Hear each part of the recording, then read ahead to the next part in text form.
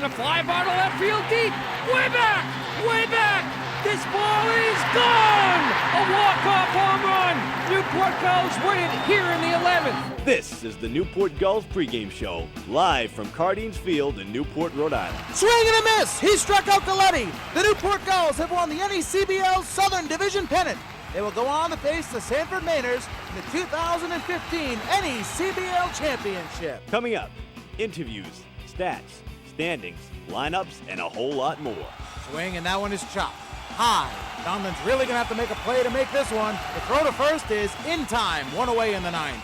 We got a high drive, left field deep. Lozano going back, looking up. This ball is a two-run homer.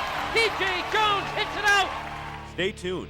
The pregame show begins now on the NECBL Broadcast Network. In his 11th season covering Newport Gulls baseball, here is play-by-play broadcaster Nick Lima. Good afternoon and welcome here to Cardines Field in Newport, Rhode Island. I'm Nick Lima. We get set for baseball this afternoon. It's a twin billing. Newport Gulls and New Bedford Bay Sox to play two here today. A pair of 7-inning contests as the Gulls come into this afternoon just off their celebration of their incredible family reunion alumni weekend. Gulls alumni going back to 2001 were here this past weekend on Friday night for a very special game, and on Saturday at a great event at the Newport Marriott. Now the Gulls return to baseball action, the weekend off, the weekend behind them. And a full week of baseball ahead. The Gulls will play 7 games in the next 6 days. 2 today against the Bay Sox, NECBL Southern Division rival. The Gulls and the Bay Sox have already done battle twice this season. They'll do battle 2 more times after today and play 2 contests here this afternoon. We get set for baseball here at Cardines Field. The pregame show starts now, right here on the NECBL Broadcast Network. Hi, I'm Matthew Tonis here, along with Gulls outfielder Jovan Hafner. Jovan, you started off pretty well this season. How was the transition between college ball playing with the aluminum bat and summer ball playing with the wood? I've always noticed that my swing's always a little different with wood bats, and I've always enjoyed wood bats a little bit more than aluminum. So I'm really glad to play summer ball here and use wood bats. So you had told me that you hadn't been to the Newport area before you joined the Gulls. How has it been for you so far? Anything different? Compared to Kansas, yes, it's very different. It's lovely out here. It's a beautiful place. Water's beautiful. The houses are incredible. There's a lot of sightseeing, a lot of history, and you don't get this much scenery out in Kansas. So it's a lot different. It's very nice out here. Right now the team's on a 3-game skid, and it's kind of been a different issue in each game. What's the mental preparation that goes into coming into a day like this? Basically, after losing a couple games, you just kind of got to figure, let it go, kind of forget about it and move forward, and you just got to be positive pretty much. I mean, you just let those go. You got another day to play baseball, and basically just forget about it and move on.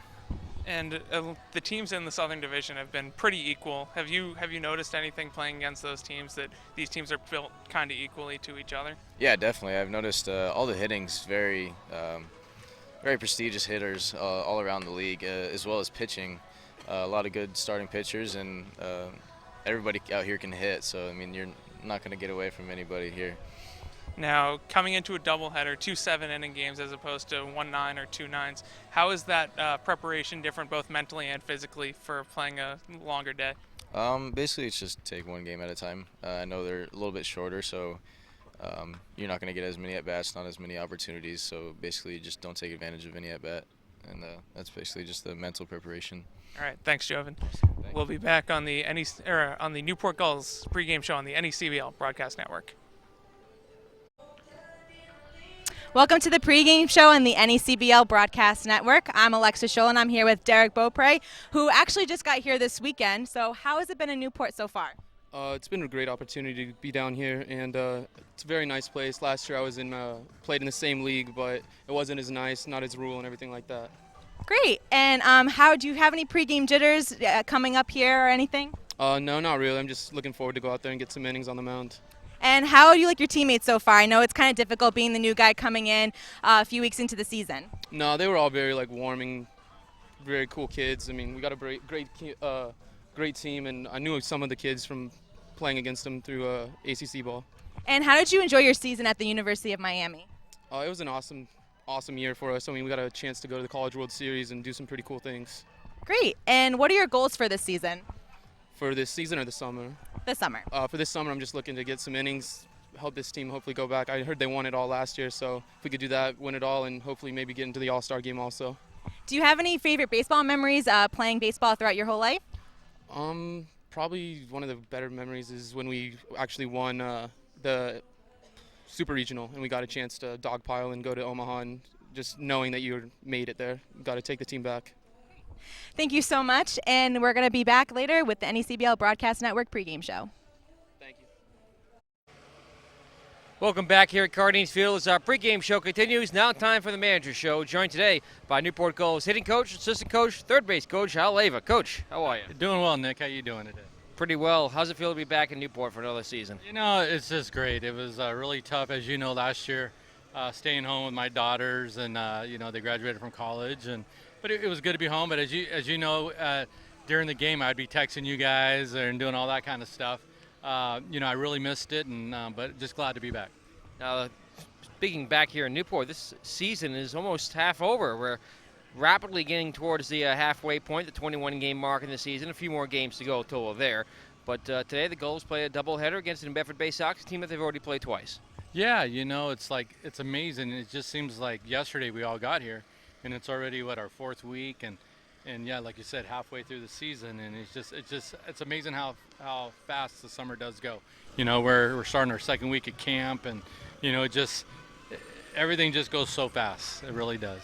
Now, as of Friday, the Gulls are still waiting on a couple players from Vanderbilt. Any word on those guys yet? I believe we're going to get the position player as early as I think Friday, maybe even Thursday. The pitcher's not coming in until I think about the 7th. So still a couple more pieces of the team coming in, but for the most part, just about everybody's here now. And now that the Gulls know who they have, are we going to start seeing a consistent lineup tonight? Maybe a couple of subs here and there? Yeah, I think what makes it nice right now, we basically have 4 outfielders. And then counting Brody's the 5th, but he's also a pitcher. He's mainly a pitcher for us, but we'll throw him in there as an outfielder. But what makes it nice is that every 4th day these guys get a day off. We got the same kind of thing with the third basemen and the catchers and the first basemen. Every 3rd, 4th day off they can get a day off. So it kind of keeps everybody fresh. It gives you a good routine, and what days you can, that you're probably going to play. There might be some tweaks and stuff, but for right now, we're still going to try to give everybody, a good share of playing time. Joven After has been outstanding in the top of the order for the Newport Gulls. He's among the league leaders in multiple hitting categories. Yeah, I mean, he's just really figured it out, and we just make little tweaks, and he knows what tweaks to make, and he makes great adjustments at the plate during the game. And a lot of hitters at this point in time, that's what they're learning, and that's what we try to teach them here. I was actually talking to Jeremy Wolf today about, working that hit plan and sticking to that hit plan. And I think these guys, once they kind of get that in their mind, that not to be afraid to hit with 2 strikes, they have success. Newport Gulls coming off a 3-game losing streak into today's doubleheader, looking to turn that around. But no, there was no real cause for panic over the course of those 3 games. The Gulls finished an 8-game winning streak going into that. Yeah, if you can go 8-3, 8-2 in a 10-game span, you're gonna end up in a pretty good situation at the end of the year. And right now we've kind of just given up some runs, and there's been some errors along with that. So I break this game into 3 spots: pitching, hitting, and defense. And you got to do 2 of them to win a lot of games. And lately we just haven't really done that mix. And so we'll get there. Newport Gulls coach Al Leva looking forward to a good contest this afternoon and tonight against the New Bedford Bay Sox. Yeah, looking forward to it. They're in our league, and so we really got to try to take care of business. But they're a good team, and so we'll see what happens. Good afternoon, Coach. Good luck. Thank you. Thanks for joining us. Our pregame show continues. Newport Gulls baseball is next, right here on the NECBL Broadcast Network. Once again, here's Nick Lima and the Newport Gulls broadcast team. Hello, once again here from Cardinals Field as our pregame show continues here on the NECBL Broadcast Network. My name is Nick Lima. I'm joined alongside Tom Porter, the New Bedford Bay Sox, Matt Tonis. We got Billy McNeil, our official scorer, here in the booth as well as we get set to play two today. Two 7-inning contests between the Newport Gulls and the Bedford Bay Sox. It'll be Game 3 and 4, the 6-game season series of Dunkin' Donuts Cup competition between these two clubs, as the Gulls and the Bay Sox are split at 1 game apiece coming into this afternoon's action. We're looking at about a 3 o'clock start time here for Game 1. That's if they have the field ready in time. They're just putting the final touches on it right now. They've had the players out there, Gulls volunteers, and also workers from the city of Newport getting it ready all day long and trying to recover from the rain showers we've had the last couple of days. Of course, the Newport Gulls have been off all weekend. They had the family reunion gala event on Saturday night, an off day yesterday. Back in action, though, to play 7 games in the next 6 days starting here tonight. Tom, welcome back to Newport. Oh, it's good to be back. It's good to be back here. You know, it's been rained out a few times. It seems like, for whatever reason, the Bay Sox have been able to come down here due to the weather. They've been unable to play the Plymouth Pilgrims actually a few times if the baseball gods aren't willing to let it happen. But good to be back here. Doubleheader on tap, and that's always fun stuff. You get all these innings jam-packed. Managing decisions, a big role in tonight's games probably, or this afternoon's games more than likely.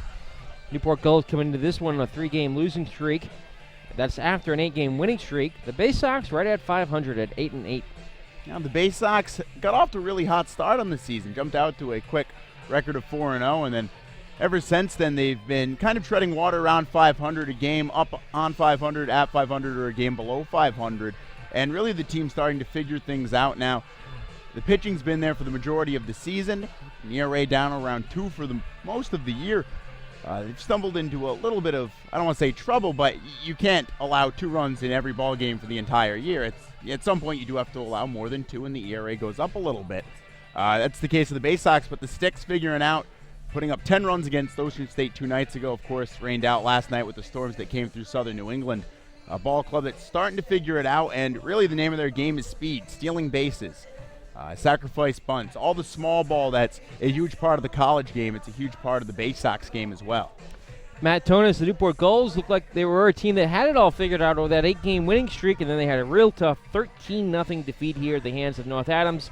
Another couple tough losses the next few nights, including a 1-run game, but it was a high-scoring game up in Laconia. Gulls pitching again faltered a bit. And then against the Danbury Westerners here, they had a little bit of a late-inning rally on Friday, but again fell short. They're looking to turn things around and snap that 3-game losing streak and start a new winning streak. Yeah, obviously you can't win every game, and the Gulls just need to refocus, say, okay, we lost 3. We were going to lose those games anyway this year. They just happened to be in a row. Have to refocus, try to put it all together, at least for one game today. Just get back in the win column. Right now they're tied atop the NECBL Southern Division with Mystic. Try to pull ahead today and hopefully carry that momentum into the month of July. Just a moment, we'll come back, have a look at other action around the NECBL, and we'll take a look at tonight's starting lineups for the Newport Gulls and Bedford Bay Sox. They'll play for the first time together at Cardines Field, 3rd time overall this summer. When we come back next, our pregame show continues on the NECBL Broadcast Network. Welcome back here in Newport. Pregame show continues. A lot of action around the NECBL this weekend. The Gulls, with their alumni reunion, weren't part of any of it, but Matt Tonis has the recap. Matt? A lot of rained out games this weekend, but there was a lot of action around the NECBL. High scoring action on Saturday. The New Bedford Bay Sox beat the Ocean State Waves 10-4. Laconia Muskrats beat the Keene Swamp Bats 6-2, and the Vermont Mountaineers beat the North Adams Steeplecats in Vermont 9-2. Yesterday, only 2 games. The North Adams Steeplecats beat the Laconia Muskrats 13-4 in North Adams, and in Mystic, the Schooners beat the Valley Blue Sox 13-3. Tonight in the NECBL, obviously Newport and New Bedford will be playing a doubleheader here at Cardines Field. Danbury travels to Mystic, North Adams travels to Vermont, Ocean State travels to Plymouth, and the Valley Blue Sox travel to Sanford to take on the Mainers at Goodall Park. Matt Tonis, what are the division standings looking like right now? Of course, it's been a tight race all summer long in the NECBL North, but the Gulls have found themselves in pretty close battle here with Mystic and New Bedford and Plymouth in the NECBL South, too. In the NECBL South, there are 2 teams at 10-6, Newport and Mystic, followed by Ocean State 9-7, Plymouth Pilgrims at 8-7, and the New Bedford Bay Sox at 8-8, with Danbury falling behind at 3-14. In the north, the Laconia Muskrats lead the way at 12-7. The Valley Blue Sox and North Adams Steeplecats both have 10 wins. Valley at 10-6, North Adams at 10-8. Vermont Mountaineers at 500 at 8-8. The Sanford Mainers are 7-8, and the Keene Swamp Bats falling behind at 4-15. Thank you very much, Matt Tunis. That's your look around the league. Starting lineups next on the ACBL Broadcast Network.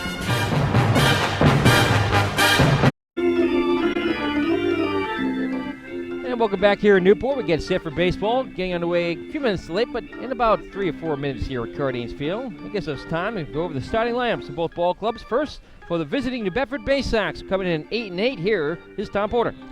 For the New Bedford Bay Sox, leading off will be T.J. Dixon in center field, batting second, Ted Shaw. He's at second. Third, Tyler Orris over at shortstop. Batting cleanup, Jason Sullivan. He's in left. Tony Curtelli, the designated hitter, comes next. Then Alex Lee at first. Ryan Baldwin in right. Jake Fryer takes up the 8th spot behind the dish. And Rowdy Andrews rounds out the Bay Sox lineup. He's at third. They're going to face off against the ace of the Newport Gulls pitching staff. To this point in the season, Michael Mertz, the righty, 0.60 ERA, 15 innings of work, just 7 hits, 2 runs. In 3 appearances, 2 starts now. He owns a 2-0 record, 6'2", 205-pound righty out of Oklahoma State University, junior season heading into next year for the Cowboys, native of Pflugersville, Texas. He'll be backed up by a Newport Gulls starting 9 that looks like this. Leading off, the center fielder Jovan Hafner, batting second, the second baseman Shea Dolan, back for a 3rd season in Newport. Hitting third baseman Drew Lungbauer. Batting cleanup, first baseman Max Bierman. Hitting 5th, left fielder John Littell in the DH spot. Batting 6th, Daniel Nichols. Hitting 7th, Sean Bouchard, who's fighting off an injury a little bit for about a week. A little soreness after being hit by a pitch. He's back at short, and he'll start in the 7th hole. Batting 8th, right fielder Cooper Elliott. And rounding out the order for the Newport Gulls, the catcher, Darrell Miller Jr. They will face Michael Young, the righty for New Bedford. Michael Young, the right-hander from Stonehill College. He gets the start here this afternoon for New Bedford. Coming into this afternoon's action, a record of 1-1 through 3 games. All of those starts, a 2.50 earned run average through 18 innings pitched. He's walked 5 and struck out 12 opponents, hitting .265 against him. Umpires for tonight's game, Stephen Williams calling balls and strikes behind the plate. Will Bowers will be the field umpire. Now Williams and Bowers will swap out for Game 2, which is set to start at 6:35 this evening. Game time temperature is 68 degrees under partly sunny skies. We've had moments of sunshine. Right now, clouds block the sun with some blue sky overhead as the Gulls take the field. A south-southwesterly wind blows at 15 to 20 miles per hour out towards center and right field. It's variable at times. Of course, the true indicator, the flag atop the convention center across the street here.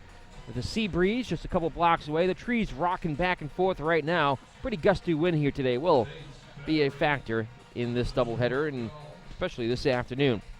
Again, regardless of how long this game goes, it's a 6:35 scheduled start time for Game 2. No 30 minutes or anything like that between these two contests.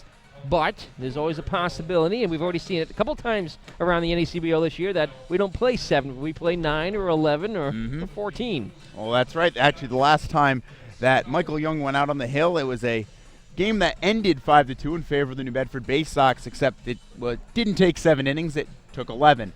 And that was about a 5 o'clock start that pushed Game 2 start time to a little after 9:30, and that game got finished up just before midnight.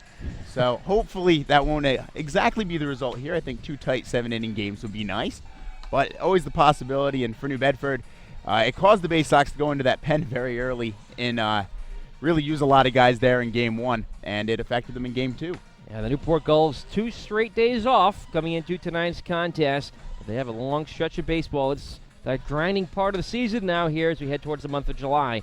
And we'll get set for the first pitch next here on the NECBL Broadcast Network.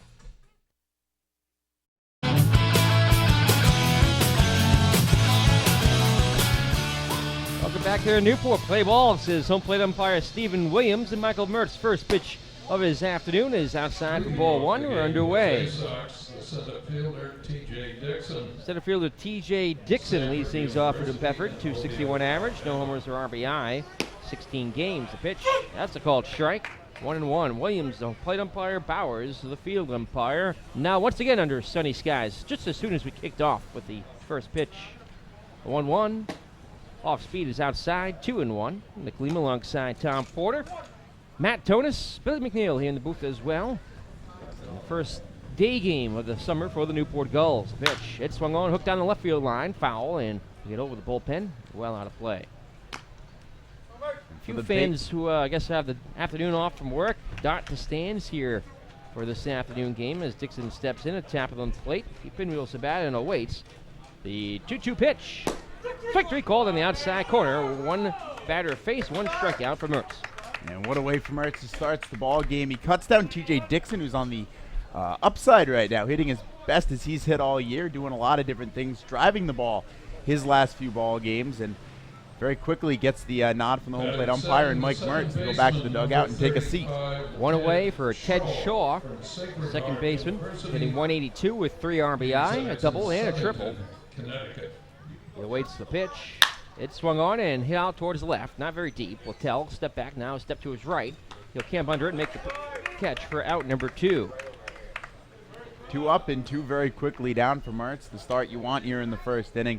You know, if you're Mertz and the Newport Gulls, and they'll get a challenge here in Tyler Orris, the Bay Sox best hitter on the season so far, really. One of a couple guys who's mashed the ball from June 4th all the way through now here at the end of the month. Mertz has been sensational his last 3 starts. He's only allowed 1 earned run, 2 overall. Both came in that last start on June 20th at Ocean State. Pitch and on the outside corner strike. And that was a wild game in of itself.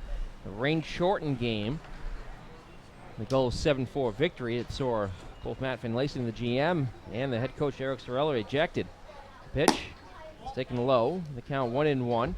Orris hitting .377 to lead the team. No homers, 11 RBI, second most on the club.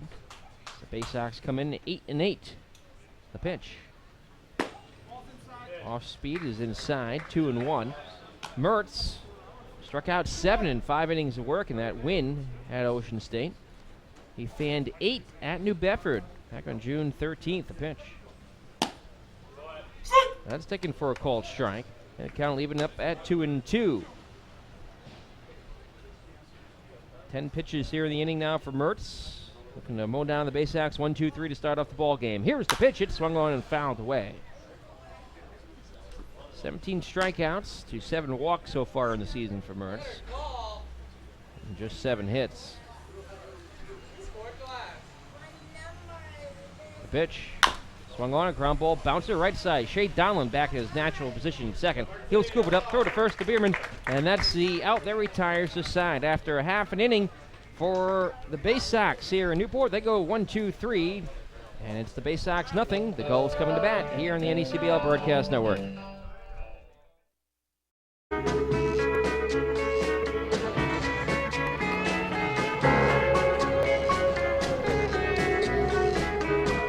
Welcome back into the best-dressed broadcast team in the NECBL.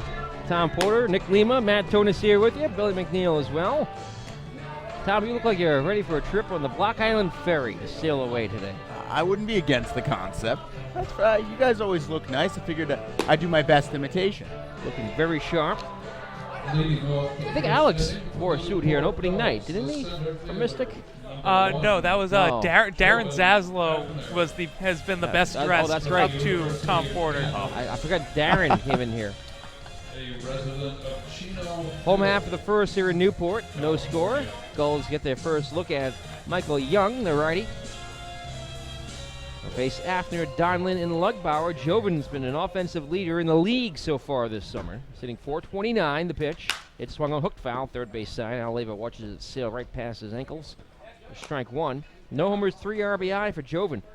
There's an OBP of .529.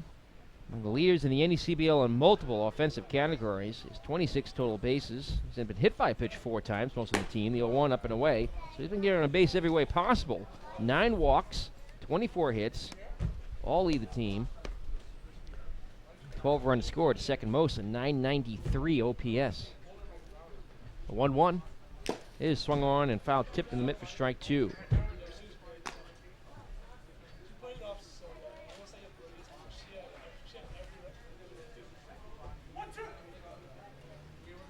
Hafner pinwheels the bat from the left side.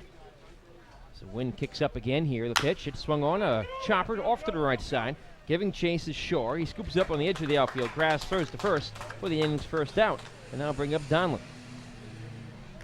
Shaw right there had to move quite a little ways. The ball not hit hard, but perhaps well placed between Alex Lee at first base, getting his first start of the year, and Ted Shaw over there at second base.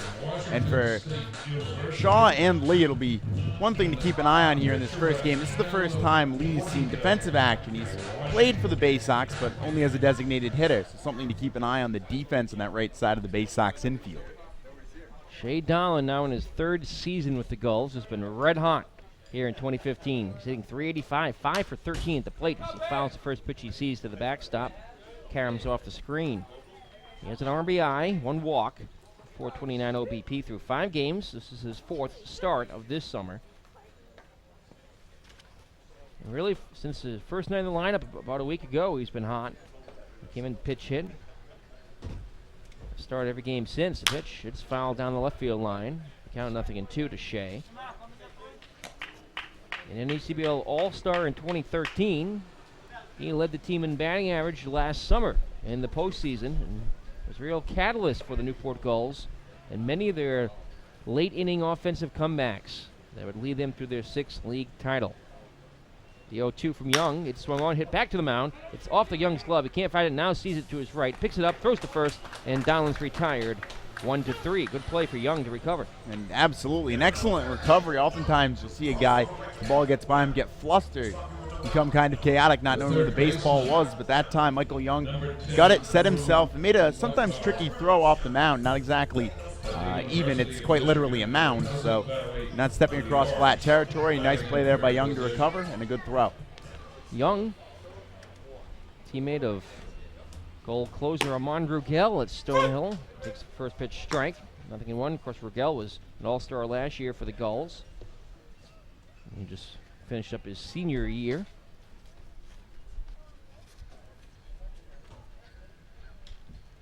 The 1 skips in the dirt, and the count 1-1. Drew Lugbauer's batting .333, but he has 2 home runs and 7 RBI and 15 walks through 15 games. That gives him a .524 on-base percentage, just behind Jovan Hafner. 1-1. It's foul tipped off the catcher's equipment. Scooped up by Fryer, who's already getting beat up a little bit here in the first inning. And that's amazing that Lugbauer and Hafner are able to get on base at that clip. Both, better than 1 of every 2 times they come to the plate. So what that does for a lineup is just absolutely, it's stunning to have two guys, let alone, having 1 guy who can do that. 1-2 the count. Stephen Williams gives Fryer a moment to recover. Goes out and has a jovial word with Michael Young. Comes in a 1-1 record. He has faced Newport twice, both games a decision. June 6th and June 13th. Both at Paul Walsh Field. 1-2 pitch. Inside. Skips away to the backstop. Now even the count at 2-2. It's the last start at Danbury. No decision, worked 5 1/3 innings, and an eventual Bay Sox 5-2 victory. 2 earned runs, 5 hits, 3 walks, and 3 Ks. 2-2 is swung on and hit on the ground towards the right side. A couple hops for Lee, the first baseman, steps on the bag, and it's a 1-2-3 first inning on both sides of the ball. 3 groundouts get the Bay Sox out of any possible trouble here in the first. We're through 1 from Cardines Field in the 7-inning contest. No score here on the NECBL Broadcast Network. We head to the second. Welcome back here in Newport. No scores. We go to the second. We want to pause for a moment and give you a very important legal reminder from Rob Massey. And this is a reminder that this copywritten telecast is the exclusive property of the Newport Gulls Baseball Club and the New England Collegiate Baseball League, presented by the authority of the NECBL Broadcast Network for the entertainment of our listening and viewing audience, and may not be reproduced, recorded, or retransmitted in any form. And the accounts and descriptions of this game cannot be disseminated without the express written consent of the Newport Gulls and the Commissioner's Office of the New England Collegiate Baseball League. Thank you, Rob. Sure, somewhere he's getting a stab to the heart because I thanked him on the air once again. Rob on vacation this week. He'll be back, though, for the weekend. The pitch Here's a called strike. The leadoff man here in the top of the second, Jason Sullivan. Rob is actually going to be umpiring this week over in Cooperstown, Baseball Hall of Fame. He goes out there every summer and has a blast. The 0-1 is swung on. That's blasted out towards the right center field area, but more high than deep. Going back, Donlin, the second baseman for the Gulls. He'll reach up and make the catch on the edge of the outfield grass, and that's 4 up, 4 down for Mertz. It seemed as though Sullivan got a little bit more of that one off the stick, at least the way the ball sounded anyhow. My eyes initially went to Afner in center field, watched him do a whole lot of nothing as that ball eventually taken by the second baseman Donlin. But an excellent start by Mertz, 4 up, 4 down. That's what you like to do against the Bay Sox team that's coming off a very successful offensive game against Ocean State. There's Anthony Critelli. Tony's the DH tonight, or this afternoon. He's hitting .279. Leads the team with 14 RBI. Takes the first pitch for ball 1. The next delivery for Mertz just misses inside, 2-0, bit low. I think the wind might play some tricks on us here this afternoon. The night games is pretty consistent. Usually it's out of the southwest. Usually it's out towards the right. But in the afternoon, it can be different with the sea breeze. The 2-0 is again low, 3-0. For the first time, Mertz has fallen behind a batter here. Critelli, 338 OBP, waits the pitch. That's getting over fastball for a strike on the inside corner at the knees.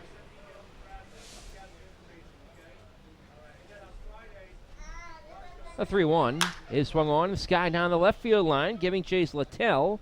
He's camping out there, and it's going to fall behind him. That's a fair ball. It's going to fall right behind Littell. I think the wind played tricks with that one, too. Look, that's a ball that will often go foul. Standing in at second is Critelli. It's likely going to be a double. I don't think Littell ever made contact with it. It fell behind him. He may have lost it in the bright clouds overhead.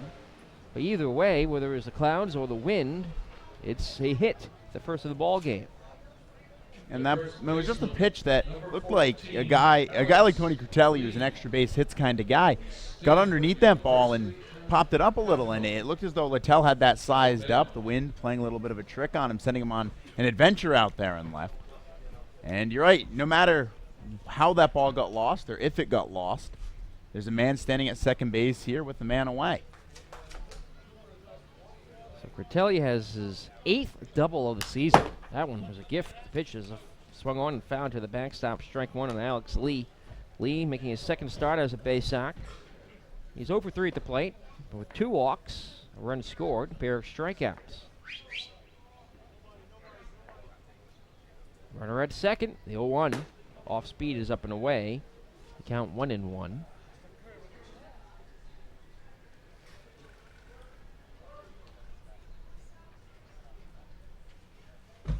Oh, lefty batter here in the lineup for New Bedford. The pitch. Taking a little bit low, ball 2. Here's a miss by much here in this inning. He's behind Critelli 3-0 before he hit the pop-up to deep left that dropped behind the left fielder Littell.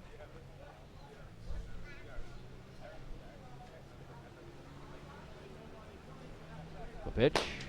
There's a strike on the outside corner. And that'll even the count at 2-2. Mertz is coming back on Lee, who's still looking for his first base hit as a New Bedford Bay Sox. Couple at-bats, plate appearances against Ocean State 2 nights ago. He comes set. And time called, asked for by Lee, granted by Stephen Williams, the plate umpire. Mertz's ERA is a microscopic 0.60, and why? Well, with runners in scoring position, he's faced 22 times now this season. This will be the 23rd. Their batting average against him, 0.045. This one gets away, though, off the glove of Miller. We'll see how that one gets scored. It's going to be a pass ball. This is Billy McNeil. Goes to the backstop, advance to third for Critelli. So now a good opportunity here for the Bay Sox to play to run. Just 1 out. A 3-2 pitch coming to Lee with a runner at third. Here it is. Swung on a ground ball up the middle. That's through for a base hit. It'll play to run. Lee crosses the plate. He traps home from third. On at first is Lee with his team-leading 15th RBI of the summer. And it's a 1-0 Bay Sox lead. And for Alex Lee, the first hit is a very productive one for the first baseman here today. A hard ground ball back up the middle. No chance to get after that one for Sean Bouchard or Shea Donlin for that matter. I think even if the infield's back, that ball finds its way through. That was well hit, well struck. The Bay Sox have been able to get ahead here in the ball game here in the early stages. It was Lee's first RBI's first hit. This next pitch is swung on and popped up behind the plate, giving chase to catcher Miller Jr. He's going to watch it land about 8 rows up behind him. Ryan Baldwin, the batter now. As Lee picks up his first hit, drives home Critelli. And Bedford on top here. Runner at first, still just 1 out. 0-1 the count on Baldwin. 15 games now for Ryan. Sitting .222 with 2 RBI. Pair of doubles, 6 walks. The pitch. Just missed outside. Popped out of the mitt of Miller Jr. 1-1. Started 13 of the 15 games has appeared in now. It's the first doubleheader of the season for Newport. First day game for the Gulls. Not the first doubleheader, though, for the Bay Sox. As Mertz comes to the stretch again, but once again a Bay Sox hitter asked for time. This time granted to Baldwin by Williams. It's a brief step out. Now he levels the bat. Mertz from the stretch. Ignoring the runner at first, he fires. It's a chopper foul, third base side. 1-2. About 30 or so fans now, maybe more than that. 40 or 45 Dodger stands now. They're still filtering in here in this afternoon game. Of course, not on any of the calendar schedules or pocket schedules that get distributed. There'll be thousands tonight. The 1-2 swung on and chopped foul on the first base side. Baldwin, the right fielder, then Fryer waits on deck.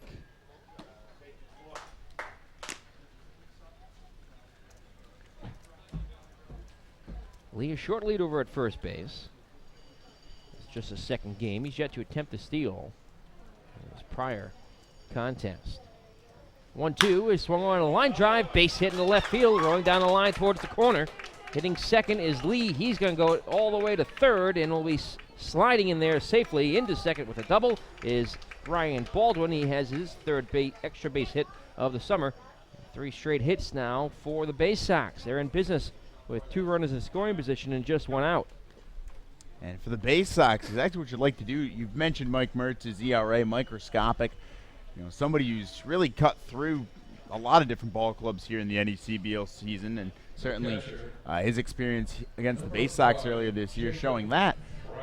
But for New Bedford to get to him early here, they've already put across a run, threatening with 2 more perhaps in scoring position. The ability for New Bedford to put across a few here, get out to a quick lead. New Bedford significantly better, as most teams are, when they play with a lead.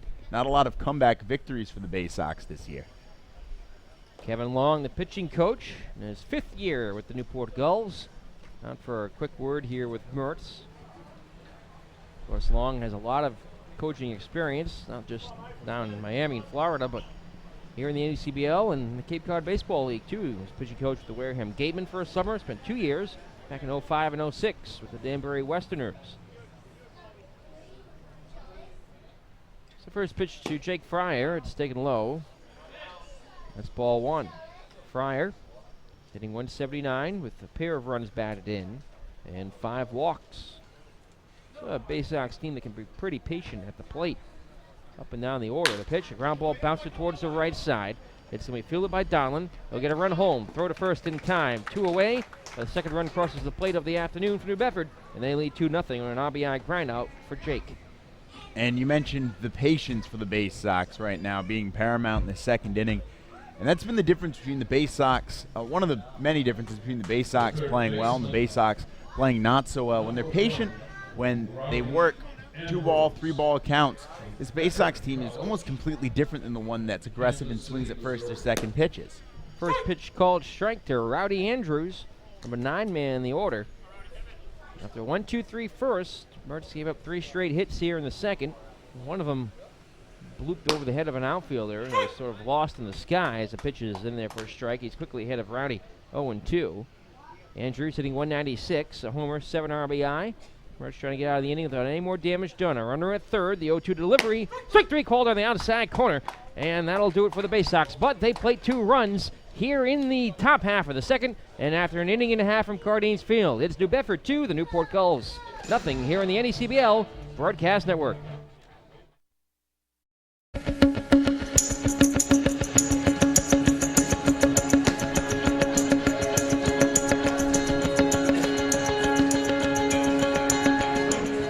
Welcome back here in Newport. It's a 2-0 Bay Sox lead after they played a couple of runs in the top half of the inning. The Gulls look to respond as we head to the bottom half of the second. Plus in the middle of the order, Bierman, Littell, and Nichols to face Michael Young, who has a 2-run lead to protect here. Before we get the first pitch of this inning, we're going to pause 10 seconds for station identification here on the NECBL Broadcast Network. NCTV 18, Newport County, the World Wide Web, and on DVD. This is Newport Gulls Baseball on the NECBL Broadcast Network. Max Bierman, like so many Gulls this summer so far, has been a leader offensively. Up and down the lineup, this is a potent Gulls offense here in 2015. Bierman takes the first pitch low, ball one. He's hitting .281 with a home run and 12 runs knocked in. He has 6 doubles, one of 3 Gulls, who have a half dozen. 3 walks, 344 OBP. Hits broken back grounder, first base side. That's going to roll foul towards the flagpole. Carry him off the Munfield pub for strike one. Bierman had to get a new piece of lumber. Max is second on the team with 25 total bases, courtesy in part of those doubles. And much like his teammate Jovan Afner, he started all 16 games the Gulls have played. He'll kick some dirt out of the batter's box area. Again, this field was in rough shape this morning, but a bunch of volunteers, including the entire Gulls team, were out there getting it ready prior to this afternoon's start. The 1-1 pitch is swung on and hit in the air to right field pretty deep. Going way back is Baldwin looking up at the wall, and it is a home run! Max Bierman hits it out, and the Gulls cut the Bay Sox lead in half. It's 2-1 New Bedford as Bierman hits number 2 and puts the Newport Gulls on the scoreboard. Yeah, what a shot for Bierman out to right field. No doubt about that one. Right off the bat, you knew it. TJ Dixon just stood there and watched Ryan Baldwin, a soft trot. What a drive to cut the lead in half here in the early stages. Lead-off home run for Max Bierman. Number 12, John And Newport Gulls are on the board here. Bierman had been hitting .286 as a leadoff hitter, right around his average. So he takes the first pitch strike. John Littell hitting .283, no homers, 5 RBI, and 6 doubles. A pitch. Swung on, foul, tipped, and out of the mid. That's strike 2. Littell started 13 of 14 contests now. Doesn't walk as often as some of his teammates. Just 4 free passes issued to him. Again, tied with Bierman of 6 doubles. The pitch taken up and away. A ball and 2 strikes.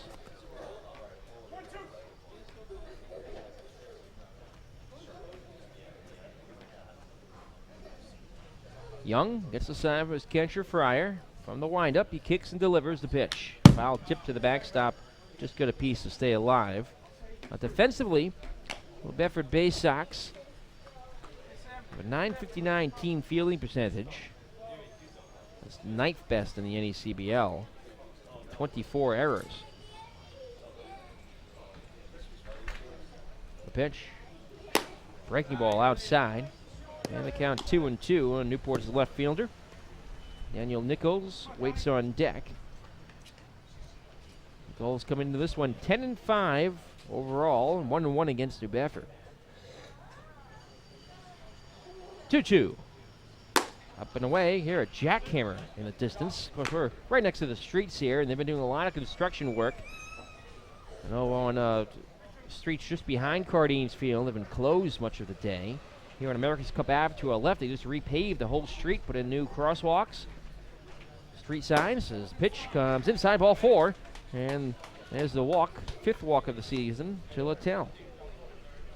And a very patient at bat, and this is what got Michael Young in trouble his last time out against the Danbury Westerners. He only went 5 2/3 in that game. He walked 3, but you mix that in with a couple hits. That was 5 1/3 innings of high-stress pitching. Stressful with runners in scoring position, high-pressure situations all the way through, and not that the relief pitchers were spared from stress, but for Michael Young, he could have gone deeper into that game had he not sprinkled in some bases on balls with the base hits. Bay Sox off 5th in the league in double plays turned with 13. As Nichols takes a pitch low for ball 1. Newport's DH is batting 182 with an RBI and a double. He's yet to walk, but he's been hit by a pitch twice. 6 games. This is his 3rd start. For 1-0. Swung on, and that one is hit in the air, driven out towards left center field. Camping under it is Sullivan, and he'll make the catch. The wind may have driven that one in a little. It's out, number 1. What's the defensive alignment look like for the Bay Sox, Tom? Well, for the New Bedford Bay Sox, in left, Jason Sullivan. You just heard his name. In center, T.J. Dixon. And right, Ryan Baldwin. Across the infield from left to right, Rowdy Andrews is at 3rd. Tyler Orris is at short. Ted Shaw at 2nd. Alex Lee over at 1st. Jake Fryer is behind the dish. And, of course, as you know, at this point, Michael Young is on the hill for New Bedford. Sean Bouchard, Newport shortstop. Back in the starting 9, the pitch. Slow ball 1. Bouchard had to start at 3rd base here at Cardines Field on Friday night, with Donlin at short. Donlin's back into his natural position at 2nd. Reed Gamache out of the lineup this afternoon. The 0-1, that one's hooked foul right side. We'll even the count at a ball and a strike.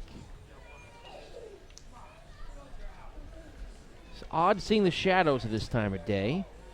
You can see the shadows of the light towers on the field. Not something you see here at night, of course. The sun almost not quite directly overhead, but was here around 11:30 today. As that one comes inside and hits him. Bouchard hit on the lower back. We know the base runner here for the Newport Gulls put 2 men on for Cooper Elliott, put the tying run in the scoring position, as Littell, who had walked, now moves up to 2nd. And this is eerily similar to the outing against the Danbury Westerners, because if you look at this, up to the game to this point, Michael Young's only allowed 1 base hit through an inning and 2/3. That in and of itself isn't that bad, but you walk a guy, you hit a guy, there's 2 men on now, and this is a stressful situation. Stressful pitches, anxiety pitches, whatever you want to call them, and this wears, on a starter more so, than pitching, of course, the base is empty. Cooper Elliott's batting .217, takes the first pitch low and in. He has 8 RBI, though, pair of doubles, and 10 walks. Among the most patient Gulls.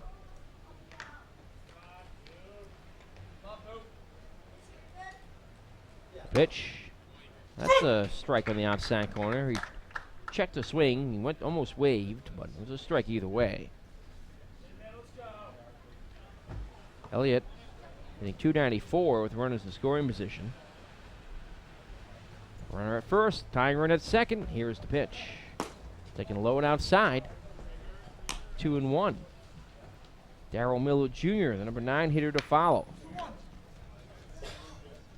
Perhaps a part of this Gulls order where everyone isn't hitting above 300 or with OBPs up around 500. 2 guys hitting down near the Mendoza line, a place for Young to attack. 2-1 pitch, ground ball bouncer right side. Fielded by the second baseman. Flips the second out there. Relay back to 1st. It's in time for a 4-6-3 double play, and that retires the side. The Gulls get a run on the solo shot to right by Max Bierman to lead off the inning. But that's all they can do around a walk and hit batter here. Still now a 2-1 Bay Sox lead. We go to the 3rd here on the NECBL Broadcast Network.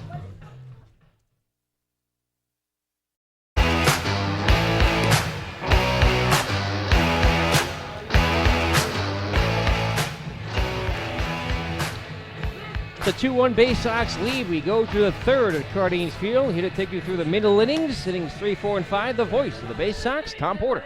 Thank you very much, Nick. New Bedford, of course, leading these Newport Gulls 2-1 here on a really nice day for baseball at Cardines Field. The clouds moving aside, allowing some sun to shine through onto the ball field. The matinee ball game, the first of two, and the top of the Bay Sox order due up here in the third. T.J. Dixon, Ted Shaw, and Tyler Orris due up, and Jason Sullivan should anyone reach. Mike Mertz's first pitch is grounded out towards second, right at Shea Donlin. He has it to step in, throw on to first, and Dixon is retired for out number one. So very quickly, T.J. Dixon appears and then disappears from home plate. He's 0 for 2 on the afternoon, and that will bring up the Bay Sox second baseman, Ted Shaw. Number 35, Ted And Shaw on the year hitting a .182 with 3 runs batted in. The Sacred Heart Pioneer stands in from the left side. First offering, high and away, ball one. Shaw teammates with Jake Fryer, both of whom starting. Obviously teammates for the Bay Sox, but teammates for the Sacred Heart Pioneers, the NEC champion. Pitch off speed, runs away, 2-0 now to Shaw. Part of the Bay Sox success in the last inning of play. A couple men who have worked long counts, and here again, Shaw in the driver's seat, 2-0. Mertz, his 2-0 pitch is grounded to the right side. Donlin a few steps to his left. He collects and puts that on to Bierman at first, and as T.J. Dixon went down, so does Ted Shaw, 4-3, and 2 men out very quickly in the third. It didn't take a ton of time for Shaw to ground out there, but Shaw follows suit, and that'll bring the 3-man Tyler Orris to the dish. number 33. Right-handed hitting Tyler Orris. Fine shortstop for the Bay Sox. Really the Bay Sox best defensive alignment out there today as he's out at short as compared to Ted Shaw at second. That ball hit hard to his counterpart, Sean Bouchard, who collects that on a hop and moves that ball on to Max Bierman, and that retires the Bay Sox here in the third. So very quickly, 3 men come up for New Bedford and 3 men go down as we head to the bottom of the inning. The Bay Sox lead the Gulls 2-1 on the NECBL Broadcast Network.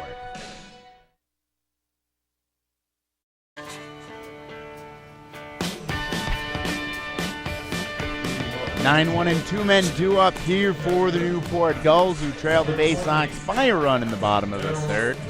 Score 2-1 right now on the NECBL Broadcast Network. Michael Young back out on the hill for New Bedford. A good first inning for the right-handed pitcher from Stonehill. A rocky second. Cooper Elliott's 4-6-3 double play got him through the end of it. First pitch into Darryl Miller Jr. will miss low for ball one. It'll be Miller, Afner, and Donlin. And Afner and Donlin, really the whole top half of the Newport Gulls order with some fantastic offensive numbers. Young kicks and deals. Fastball misses just off the outside black, 2-0. So for the Bay Sox here, or for more accurately, Michael Young, suddenly a major ability or inability to find the strike zone. Young kicks and deals, fastball on the outside part, a called strike. Miller kind of put the bat head out there about maybe an eighth of the way and pulled it back as his body weight stumbled across the strike zone. You got the bad news from home plate umpire Stephen Williams. Pitch from Young, fastball high and away, and the count now in Darryl Miller Jr.'s favor, 3 balls and a strike. Young working from the windup. Wind blowing out towards right. Pitch on the way from Young. He deals. It's popped up down the right field line. Not a ton of foul territory, and that's going to get off into the stands. A flock of Gulls fans up there in the corner. And for Bay Sox fans unfamiliar with Cardines, this is probably the most unique ballpark in baseball history. Side-by-side, hockey-style dugouts, almost no foul territory. The pitch from Young on the way. 3-2 offerings put on the ground towards second. It gets under the glove of Ted Shaw into right field, and that will be ruled an error.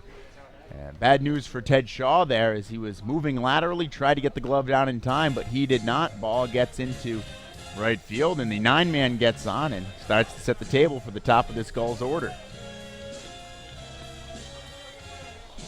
Not much of a question there whether Ted Shaw would be charged with an error at second base. Third of the season. But back to your point, Nick, this is an absolutely unique ball field. You've got a pub out there in right field, which almost reaches into the field of play. You've got 2 triangles in center and right center field. Light tower in play. All sorts of fun things like that. Bunt being shown here by After. He gets it down the first base line. Fielded by Young. He'll fire onto first, advancing the runner successfully to second base. The sacrifice bunt by Jovan Afner works real nice-like. And man in scoring position now with a man away for Shea Donlin. So the sacrifice bunt working real nicely, and Shea Donlin now with that .385 average will stand in. Donlin, his last time up, grounded out to Michael Young, a hard-hit ground ball that by happenstance found the glove of Michael Young. He was able to knock it down and recover. A hard-hit ball just unfortunately right at the pitcher. So Donlin stands in from the left side. Base Sox of Rowdy Andrews pulled in on the grass. Pitch from Young is lifted out towards left, right at Jason Sullivan. He takes a step in and will make that catch. A hard-hit sinking line drive, but the bad news for Donlin was that it was absolutely right at Jason Sullivan. With that catch in, 2 men retired. Drew Lugbauer will be the next Gull to bat. Number 10, Drew Lugbauer. Lugbauer digging in, the tall left-handed hitter.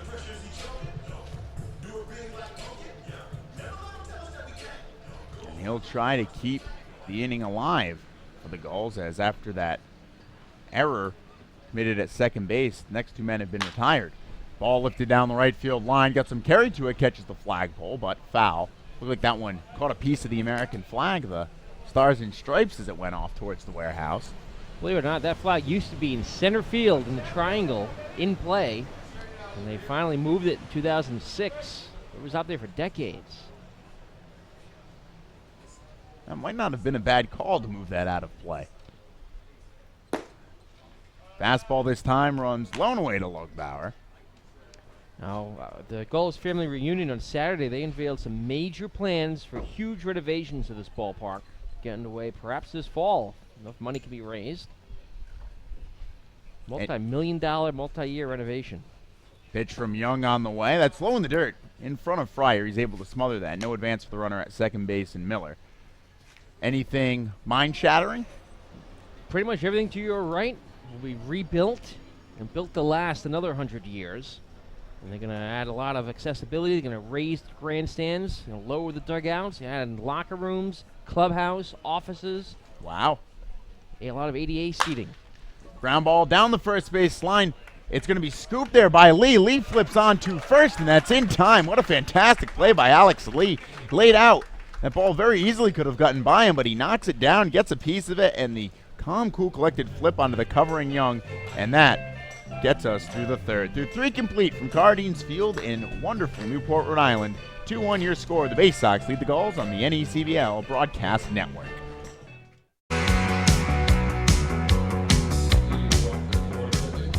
Jason Sullivan will lead things off for the New Bedford Bay Sox as we begin inning 4 of 7 here. Doubleheaders. A lot of fun in the NECBL. First time in my career with the New Bedford Bay Sox. Had a doubleheader here at Cardines Field, or against Newport Gulls for that matter.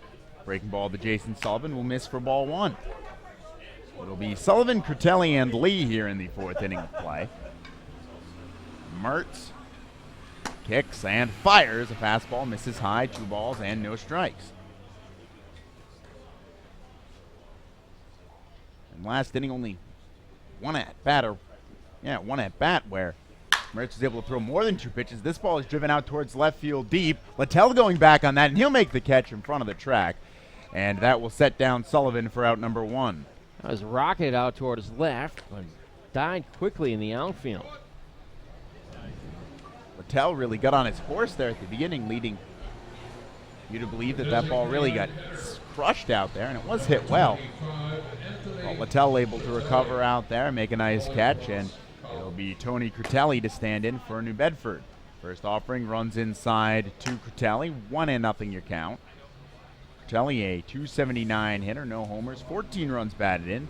It's good for top in the Bay Sox. That offering misses for a ball, 2-0. Critelli started the year rivaling Tyler Orris in average. Both hit north of 400 for about the first week and a half of the year. As that ball's hit hard towards third, off the glove of Lugbauer as he dove. He'll be collected by Bouchard over towards short.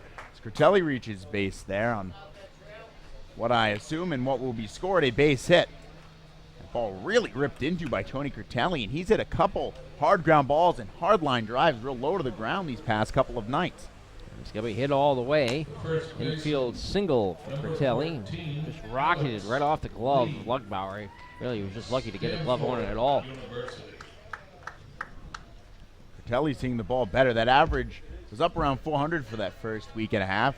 Dipped down into the 250s and has now started to come back up towards the 300 mark. First offering into Alex Lee, misses low for ball one. Lee, his last time up, singled and knocked in the first run of the ball game, knocked in Tony Curtelli. His first base hit as a New Bedford Baysock. We're looking to strike here with base hit number 2. Mertz from the set. At chin tuck, looking over towards first. He deals a line drive, put back into the fence behind home plate. And we'll go at it again, 1-1.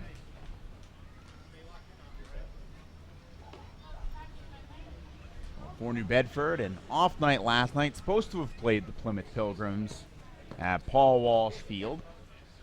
A game that had been rained out once before, now rained out twice. The night before, a 10-4 victory over the Ocean State Waves down in Wakefield, Rhode Island. That offering from Mertz, a breaking ball that runs low, 2 balls and a strike. For the Bay Sox in that game, 10 runs on 9 hits. Very effective ball game for New Bedford, taking advantage of walks and hit by pitches and a couple untimely Ocean State Waves errors. Mertz deals a chopper down the first base line. It will stay in foul territory. Count evens at 2-2. Chris Cave, the Bay Sox first base coach, almost with a nice barehanded stab, and he dropped it.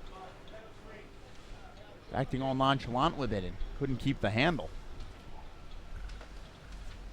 Wind now gusting out towards right center field. They look out at the American flag and the Rhode Island State flag in right. One heck of a gust. Here's the pitch from Mertz. Fastball runs inside to Lee, and the count now pulls full. 3 balls and 2 strikes to the Bay Sox first baseman. Tony Curtelli stands atop the first base bag. Not really a speed threat. Since the start of his college season through now, only 2 stolen bags. Those both coming in NECBL play. He goes, 3-2 pitches, cut on and missed. Throw down to second, the head first dive, tag applied by Sean Bouchard. And a strike him out, throw him out, double play, puts away the Bay Sox hopes here in the 4th. So here we are, moving to the bottom of the 4th inning. It'll be the cleanup man, Max Bierman, to lead things off for the Gulls when we return on the NECBL Broadcast Network.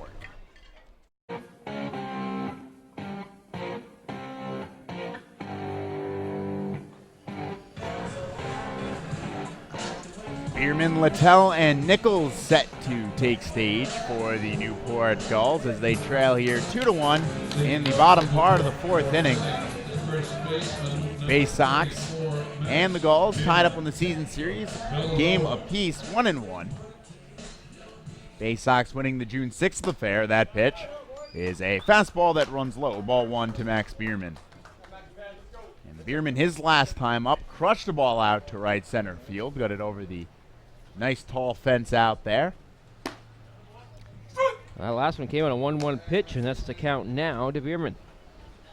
It was a fastball that was pushed over there by Young. And the ball absolutely walloped out there towards right. No chase by Dixon or Baldwin. Even play that off the fence. The 1-1 pitch from Young. A little more careful this time. It's just a fastball that misses low and away. And Young struggled a little bit in his second inning, but besides that, everything pretty much going to plan. The first inning well executed. The third inning worked around an error by his second baseman, Shaw. That offering is rocketed down the left field line, but foul. That's going to get off towards America's Cup. That ball absolutely ripped out there, but foul, and 2 balls and 2 strikes to count to Bierman. Bierman seeing that ball real nicely from the hand of Michael Young. That was ripped, the home run ripped. Young now deals the 2-2 pitch on the way. A broken batter, soft ground ball down the third base line. That bat head goes quite a long ways down there, down the first base line. That landed in front of the concession stand, over the fence. I think it might have bounced into the concession stand. Not too much fun when you see one of those sharp shards of bat fly like that, but it is somewhat comical. It was during a night game, that'd be a big line down there. But day game, they're barely open. And the bat head actually tossed back onto the field of play, trying to do the Wrigley Field, I guess. Throw a baseball back, but throw a bat head back. It's a little bit different. It was the first time for everything, I suppose. The 3-2 pitch. Cut on and missed. Down by way of the K goes Max Bierman. And he is the first out here in the fourth. A nice recovery for Michael Young. Gave up that homer to Bierman in the second here. He gets into the fan, throwing on an off-speed pitch, low and away. First strikeout of Young's outing. Oklahoma State. Surprising for Young, it took till inning number 4 to get that first strikeout. Most of the Bay Sox staff pitched to contact, very effective in doing that this year. His pitch from Young is a chopper up the middle, and that's going to get through into center field. The base hit off the bat of Littell. He singles there, a high chopper. It bounded when it was supposed to, up over the head of Michael Young, who leaped into the air and stuck to the ground when it had to get by Orson Shaw. And Littell on base here, and a man away here in the Gulls' fourth. Second time Littell has reached. Only the second hit for the Gulls. The only other hit beat Bierman's home run. Number 16. That'll bring Daniel Nichols to the ditch, the designated hitter. He flew out to left field his first time up. Ball well hit to Jason Sullivan. And this time he'll stand in with a man on base. First pitch from Michael Young, a fastball on the outside black, 0-1. Young been very happy to establish himself with the fastball in a lot of at-bats this afternoon. Working from the set, he stares in.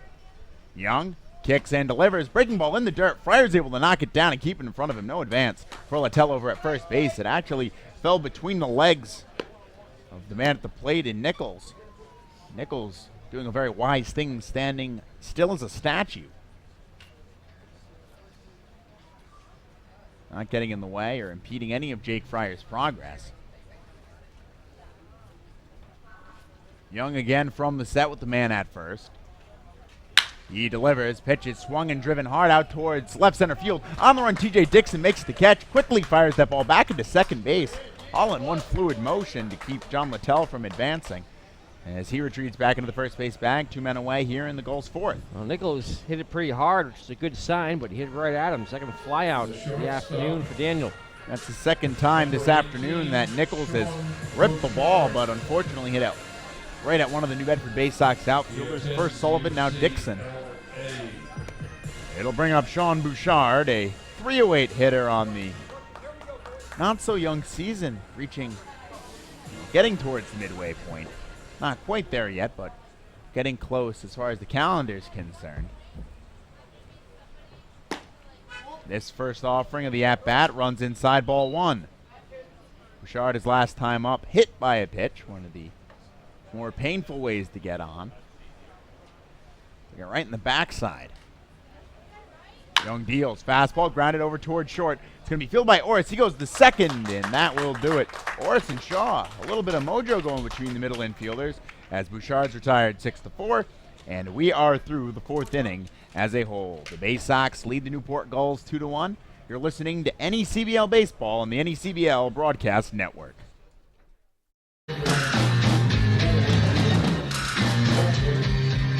Top of 5 here in Newport, Rhode Island, Newport County. Michael Mertz on the hill, his first offering of the innings, good for strike 1. Yes, I have that correct. I just didn't flip my scorebook. Michael Mertz, his first offering into Ryan Baldwin, good for strike 1. Mertz here deals again, breaking ball this time for variety's sake, and Baldwin's behind 0-2. Baldwin, his last time up, doubled, was left at third base in the Bay Sox second, where they picked up both their runs in this contest. The 0-2, a breaking ball, low in the dirt, 1-2 the count. For New Bedford, sitting the start of this afternoon's action at 8-8, 2.5 games back of first place Mystic. Fastball runs high and away. 2 balls and 2 strikes. New Bedford currently sporting a better record on the road, 5-4 than at home, 3-4. And called strike 3, breaking ball outside corner, down goes Ryan Baldwin. And that strikeout compliments of Mike Mertz, and 1 man away here in the 5th. 4 Ks now in the afternoon for Mertz. 3 of them looking. Number 5, Jacob Fryer. Bay Sox, a team that does not strike out looking very often. They'll strike out just as much as anyone else, but it's always of the swinging variety. It's a little unusual to see the Bay Sox striking out in that manner as Fryer swings through the first offering from Mertz, 0-1.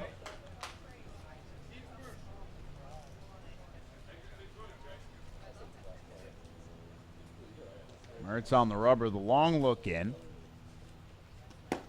Breaking ball, called strike, 0-2 to Fryer. And mentioned in the pregame show just how stacked right now the top of the NECBL Southern Division is. 5 teams within 2.5 games of first place. Fastball taken by Fryer up around the eyelids, 1-2. And unfortunately, the Danbury Westerners hanging out in 6th place, kind of looking on from a distance. Pitch, breaking ball, cut on and missed. That was nasty for Mike Mertz. Off the outside, part away. Fryer swings through it, and Fryer strikeout victim number 5. Mertz had a shaky second inning, but he's looked sharp since then. 3rd strikeout in a row. Robbie Andrews. That second inning kicked off by a flying ball off the bat of Tony Curtelli out to left field. It took John Littell for an adventure out there. Wandering by the sirens, I suppose. Pitch in there for a strike to Andrews. Fastball. Starting these last 3 batters off with strikes after falling behind some of the game. He's retired 9 of the last 10 now. Pitch on the way, driven out towards left field, dropping quickly. Littell's going to get over there, but not in time. It drops in for a base hit. Andrews singles here with 2 men away as he stands atop the first base bag for the top of the New Bedford order. Another Bay Sox was hitting better as of late. He has the lone Bay Sox home run on the season, too. That came against Plymouth a few nights ago. Number 51. I don't know what it is about Forges Field, but baseballs fly out of there. One of those old school popcorn makers. Top of the order, T.J. Dixon to stand in from the left side. Throw from Mertz over to first base, and Andrews back in safely. And Blaze Salter proved that to the Pilgrims in that 17-inning game there last year. He had 2 home runs, but only 1 of them counted. He had one, I think it was in the 14th, then another in the 17th. Remember, that was a major point of contention in that ball game. It was. The umpire said it was foul, but just what everyone else in the ballpark was pretty confident it was fair. Pitch misses low to Dixon. He showed bunt there and pulled the bat head back. Dixon, a candidate to bunt for a base hit here, even though there's 2 men away. He's got the speed to do it, and Andrews the speed over at first base to take a bag. 5 of 6 on the NECBL season. A Bay Sox club that really likes the run. Throw over to first. That one real close, but back in safely. Rowdy Andrews, audible ooze from the crowd here at Guardians Field. And tag got Andrews, looked like on the back of the helmet, but Andrews, not a lanky guy, but just lanky enough, I suppose. Mertz from the set. Chin tucked, he's going to throw over to first. Tag this time not as close as back in again. Andrews with a head first dive. Rowdy Andrews having plenty of attention paid to him by Mike Mertz. Mertz works. He deals. Andrews off with the pitch. Pitch miss for a ball. Throw down to second base. The tag is in time. And caught stealing Rowdy Andrews. Andrews looking for an explanation from the base umpire. And he's got quite a great many words for the base umpire out there towards second base. Kyle Fernandez out to talk the point, but will step aside as we move to the bottom of the 5th inning. The Gulls trailing the Bay Sox 2-1 here on the NECBL Broadcast Network.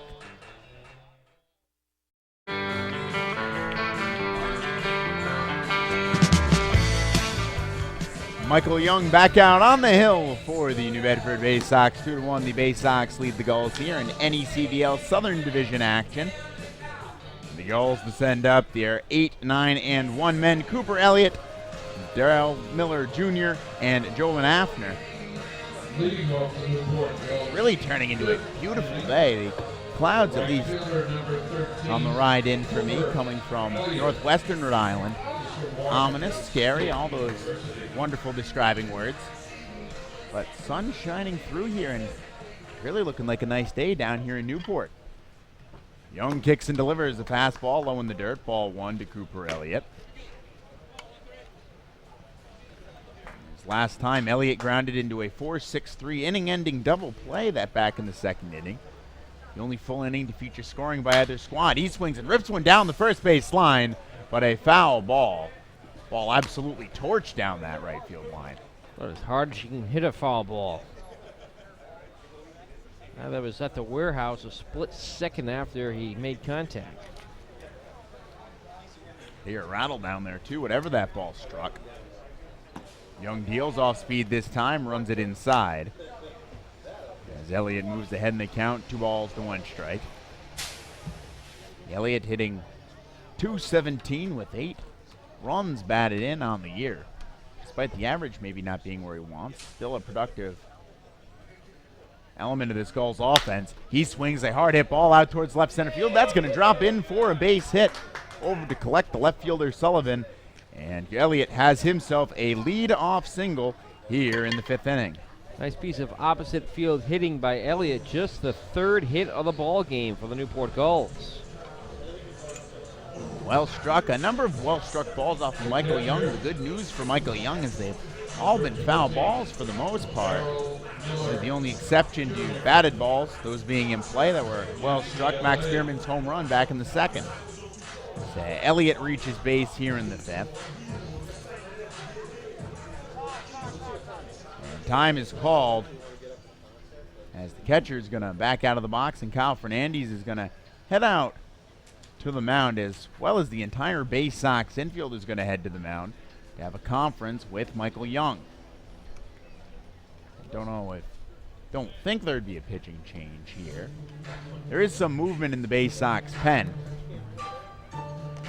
But for Fernandez, the last inning ended with a caught stealing call. Rowdy Andrews caught at second base. Fernandez out to argue his player's case, and Kyle Fernandez has to be a little more, or perhaps careful about what he says, as he got tossed real early on in the season against the Mystic Schooners. Bases loaded, tie game, a 3-2 pitch, fastball that Bay Sox manager thought was a little high. The home plate umpire thought it was right in there. And that difference in opinions good enough to earn Kyle Fernandez his first ever ejection and suspension as the New Bedford Bay Sox manager. And it's always automatic in this league. 1 game suspension in your first time, 3 games the second. And 3 games, a pretty sizable portion of your season when we play 42-plus games. Breaking ball in the dirt, taken. No advance for Elliott there over at first base. Thought Mike Coombs might go here on Friday night. He was arguing with John Leeds for a while about balls and strikes, but Leeds kept the long leash on him. Of course, those two have some history. Nobody involved in the infamous tree game, as far as I understand it. This time showing bunt, fastball inside, twisting out of the way of that one. The batter, Miller, advancing onto second base. Cooper Elliott. That'll go as a wild pitch on Michael Young. It was a fastball inside, right in on the hands. Not a fun place to take that, especially when you're squaring around the bunt.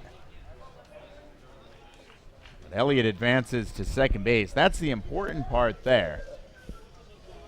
As the pitch missing well inside for a ball. Man now in scoring position with still nobody down here in the 5th inning.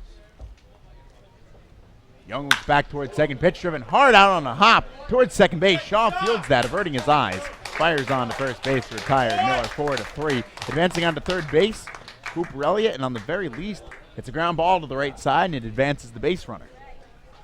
Oh, good play by Shaw defensively to snag that one and keep it from getting into the outfield. But with just 1 out, the Gulls have a big opportunity here to tie this game up.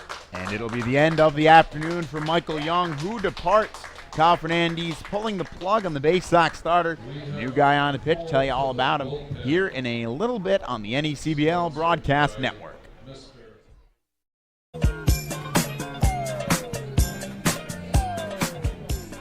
We're back here from Cardines Field, a new pitcher taking over for departed starter Michael Young, and it will be Andrew Vernon who enters, this being game number 8 for him.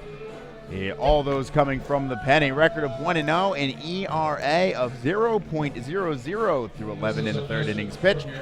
He's walked 9 as compared to 5 strikeouts. Opponents hitting .216 against the right-hander. Vernon here will enter into a little bit of a situation, shall we say. The ball game 2-1. A runner at third base with only one man out. And the top of the Gulls order coming up in Jovan Afner. The quite literal top of the order will stand in from the left side. Not the easiest of situations for Vernon. First pitch is driven, a high fly ball out towards right field. Going back on that, Baldwin looking up, and that ball is gone. So long, a 2-run shot off the bat of Jovan Afner, and that propels Newport Gulls into a 3-2 lead. Jovan Afner, first pitch swinging off the new pitcher Vernon. Gives the Gulls their first lead of the afternoon. It's his first home run this summer, his 4th and 5th RBI, and the Gulls lead 3-2. What a shot out there towards right field. A first pitch fastball absolutely torched, and on one pitch the game is flipped. Instead of a 2-1 lead for the Bay Sox, it's a 3-2 deficit. 2 years, the University of Kansas, after had just 2 home runs, both came though this spring.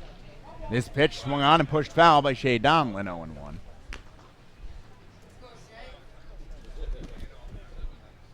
That ball absolutely destroyed.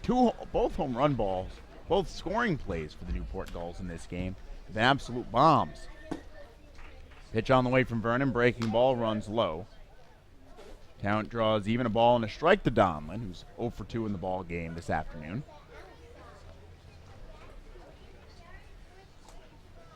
Pitch on the way, that's lined into right center field. That's going to get down for a base hit over the leap of Ted Shaw. A single here for Shea Donlin to follow up the Afner home run, and the Gulls continue to reach base. Third baseman. Ball well struck. It'll bring Drew Lugbauer to the dish.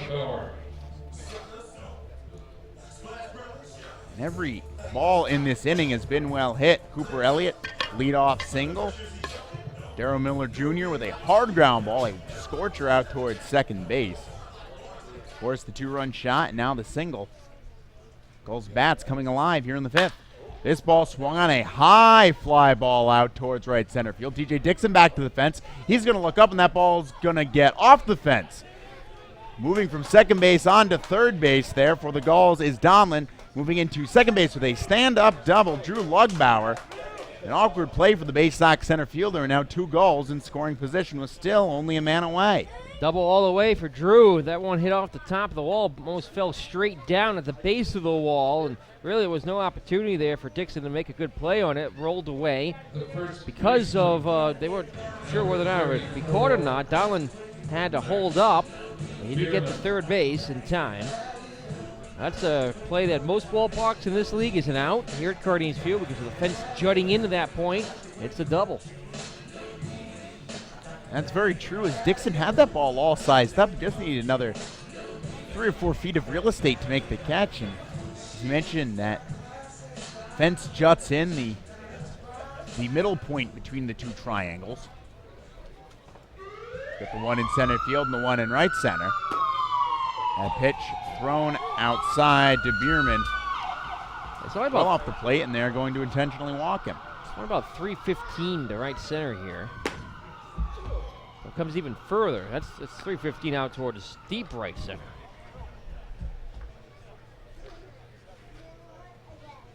Ball 2's been issued. Ball 3 on the way outside, as they're going to walk Max Bierman to load the bases here in the 5th. A man away, so by putting Bierman on at first base, you have an opportunity to induce a double play ball. Bay Sox induced one in the second inning. That was off the bat of Cooper Elliott, and they'll look to try and induce something here in the way of a double play ball off the bat of John Littell. Bad news for the Bay Sox. Littell's been on base twice in this ball game.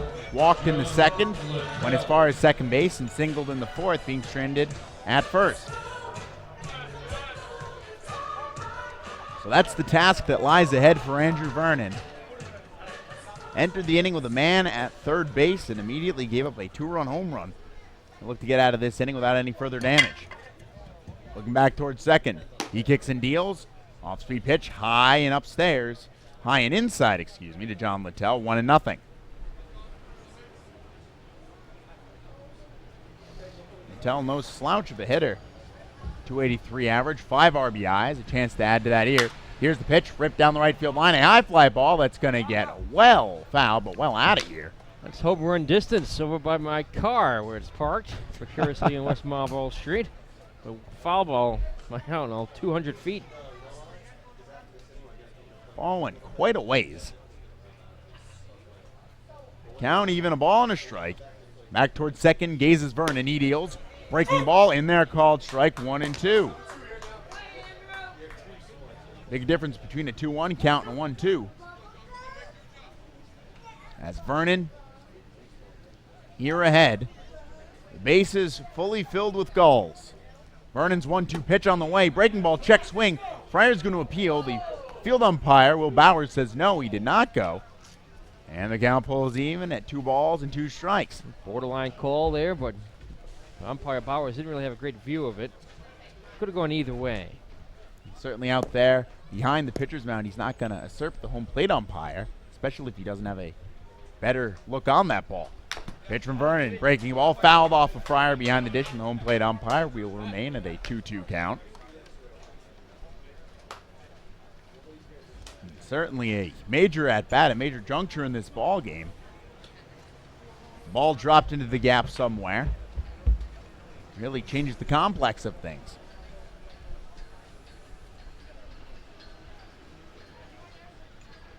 Vernon from the set comes to a stop, crouched over. He deals in. It's a fastball put on the ground towards second. Softly hit. It's going to be fielded by the second baseman, Shaw. He goes on to first, his only play to retire Littell. 4-3. That will score the run from third base in Shea Donlin as both other runners advance, and the Gulls now jump ahead 4-2. Give an RBI to John Littell, his 6th of the season. On to third went Lugbauer. On to second, Max Bierman. And Daniel Nichols will now stand in from the left side. The ball was placed effectively, hit right at the second baseman, Ted Shaw. It just wasn't hit hard enough.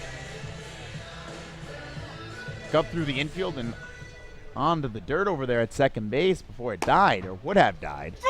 Breaking ball, first pitch strike to Daniel Nichols, 0-1.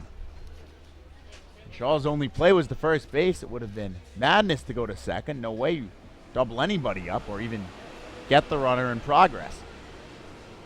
0-1 offering, lined back to the fence behind home plate, 0-2. So Vernon still in a tough spot. 2 men in scoring position. 2 men away, however. As Vernon from North Carolina Central looks to escape the frame without further damage. Stare over towards third. The 0-2 pitch, breaking ball off the outside part. Dropped into the dirt in front of Fryer, too, and he's quick to recover. A ball and 2 strikes to Nichols, who's 0 for 2. He's flown out twice, both of those well-struck balls, one to left and one to center field.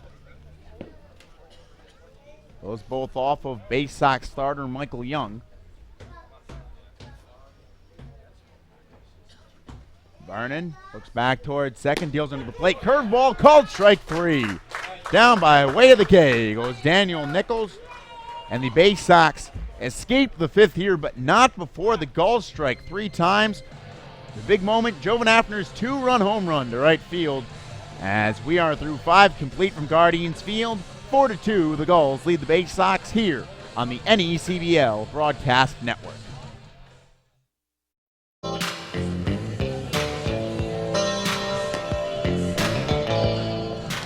We're back here in the top of the 6th inning. The Gulls jumping out to a 4-2 lead to take you through these last 2 innings of play. Numbers 6 and 7, the voice of the Newport Gulls.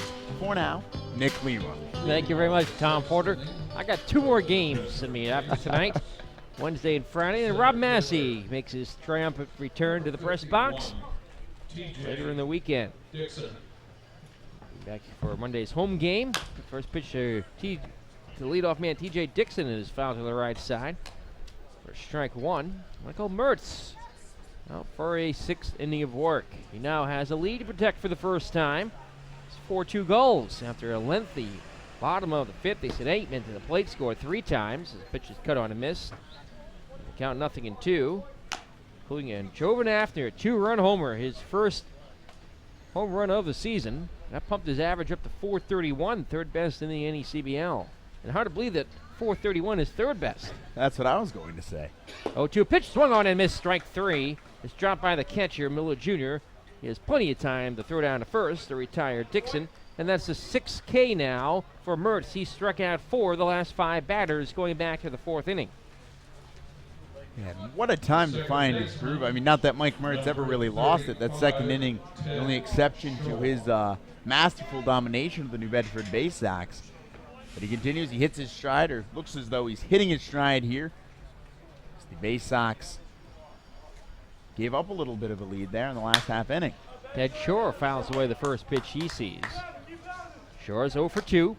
He's flied to left and grounded out to second base. His average falling below 180. There's 3 RBI, a double, a triple. He'll tap the plate. One of many lefties in this Bay Sox lineup. Wait the pitch from Mertz. It's taken outside. 1-1. Costin LaRue will be the starter for the Newport Gulls in the nightcap. 9.0 ERA, 0-1, 4 games. Makes his 2nd start of the summer for Newport. He'll face off against Ryan Frederick, the righty. For the Bay Sox, the pitch is a swinging strike, 1-2. Frederick a 1.72 ERA, 1-2 in 3 appearances, 2 of them starts. We'll be facing Newport for the first time. 1 out, bases empty in the 6th, and a 4-2 Gulls lead. The pitch is taken high, 2-2. Tyler Orris waits on deck.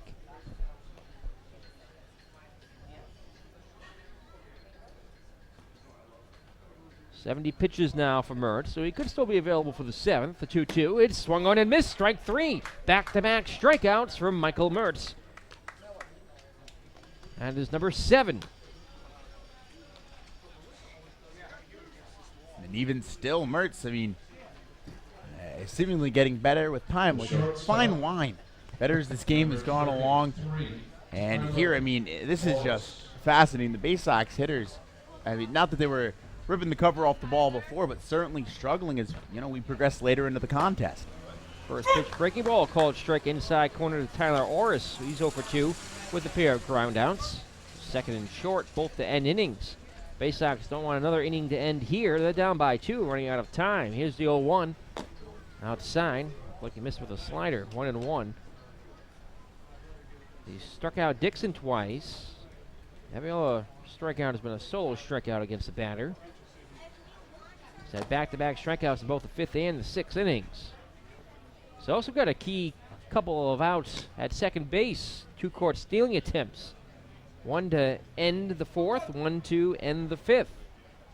The 5th, a straight court stealing. And the 4th was a strike him out, throw him out double play. This one is swung on and hit in the air to center field. After a couple steps back, he'll settle under it. And it's a 1-2-3 6th inning for Michael Mertz. He picks up his 6th and 7th strikeout, and he is looking very sharp now here in the later innings. We're through 5.5 from Cardines Field. The Gulls offense coming back up to bat. They lead it 4-2 in a 7-inning contest. Bottom of the 6th next on the NECBL Broadcast Network.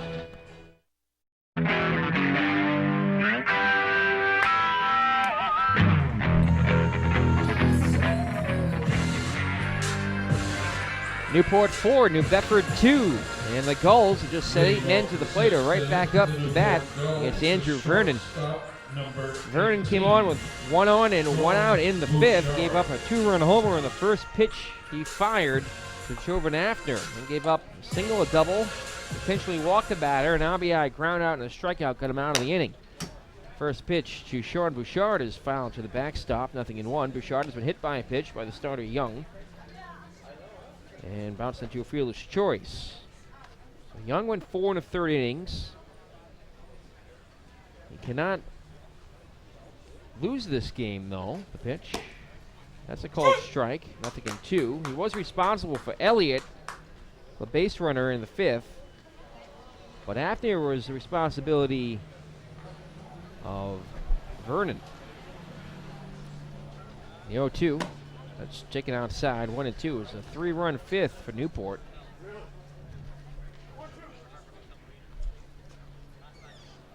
Vernon's on the hook here. Unless his offense can come back in the 7th. The 1-2. Breaking ball just misses low. Bottom dropped out of it, but dropped out too quickly. Stephen Williams will call it a strike. It's 2-2 on Bouchard.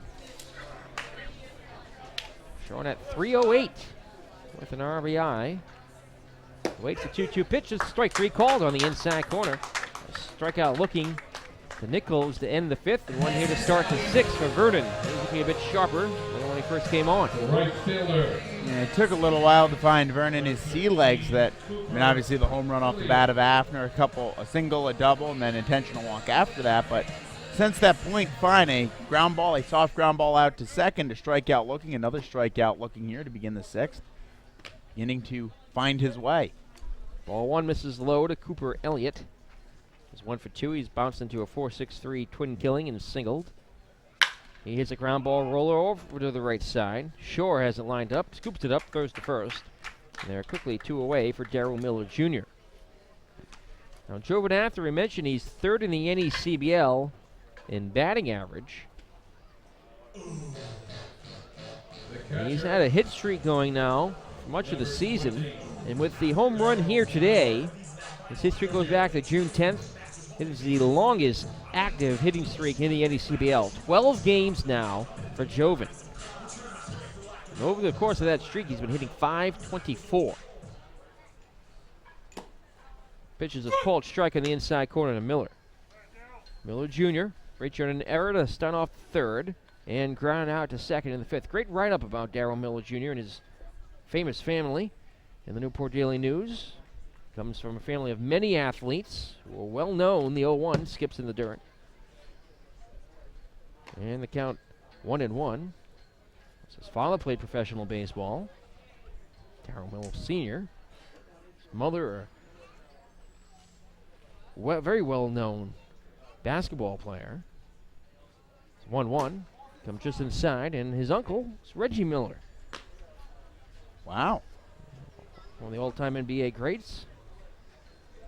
You know, Darrell looking to make his mark on the sports world. Gulls lucky to have him here this summer behind the backstop, along with Drew Lugbauer as the 2-1 pitch is in there for a strike. The count leaves at 2-2. You can check out Newport Daily News website for that feature, or pick up the Newport Daily News newsstands around Aquatic Island. Read all about it. Very, very good profile they did on him. 2-2. Breaking ball waved at it, missed strike 3. Oh, Andrew Vernon has really settled down here in the 6th. Gets the Gulls in order against the bottom of the order. Picks up his 2nd and 3rd strikeout in relief, but Newport still leads it 4-2. Game 1 is 3 outs away from being in the books. It'll be Sullivan, Critelli, and Lee, barring any pinch hitters in the top of the 7th. Do or die time for the Bay Sox in Game 1. Newport 4, New Bedford 2. We go to the 7th on the ACBL Broadcast Network.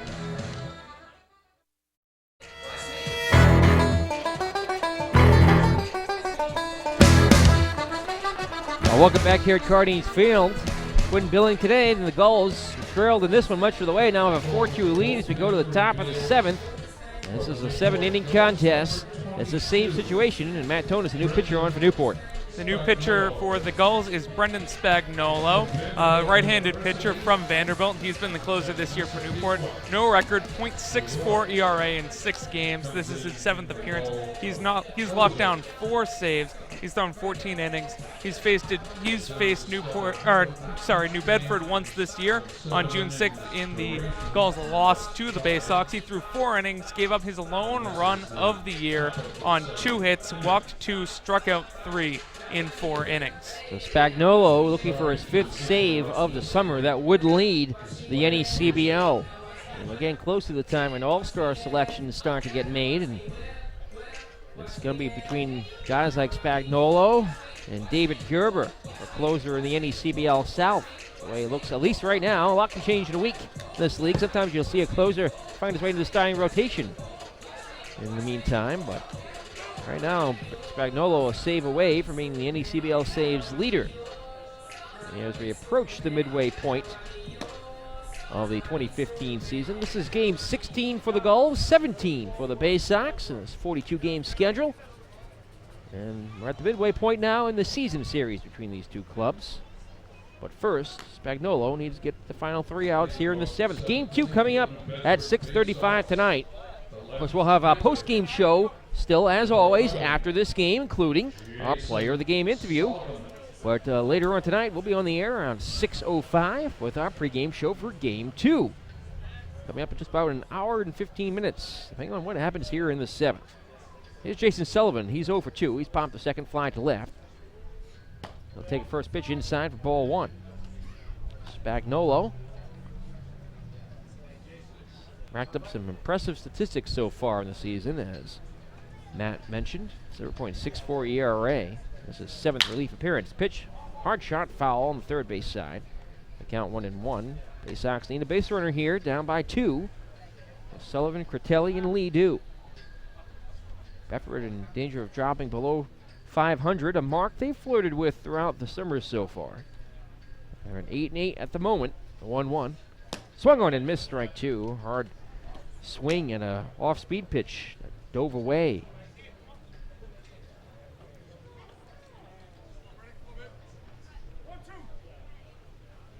Telly on deck is 2 for 2 in the game. 1-2 pitch. Just missed outside. That was close. Didn't get the call from Williams. 2-2. Spagnuolo gets the sign from his catcher, Miller Jr. He sets below the belt. Sidewinders 2-2 is a ground ball bouncer on the left side. 2 hops for Lugbauer. He'll gun over to first, and that's the inning's first out.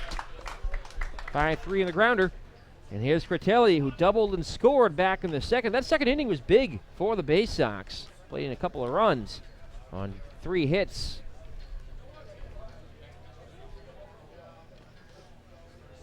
It held that lead until the 5th. The Newport sent 8 men to the plate, pulling a 2-run Jovanafner home run, which extended his hitting streak to a dozen games now, longest active streak in the league. Critelli then reached on an infield single in the 4th. He takes the first pitch he sees low for ball 1. Critelli, team leader in RBI with 14. Now has 8 doubles on the summer. The pitch. Strike called on the inside corner, 1-1.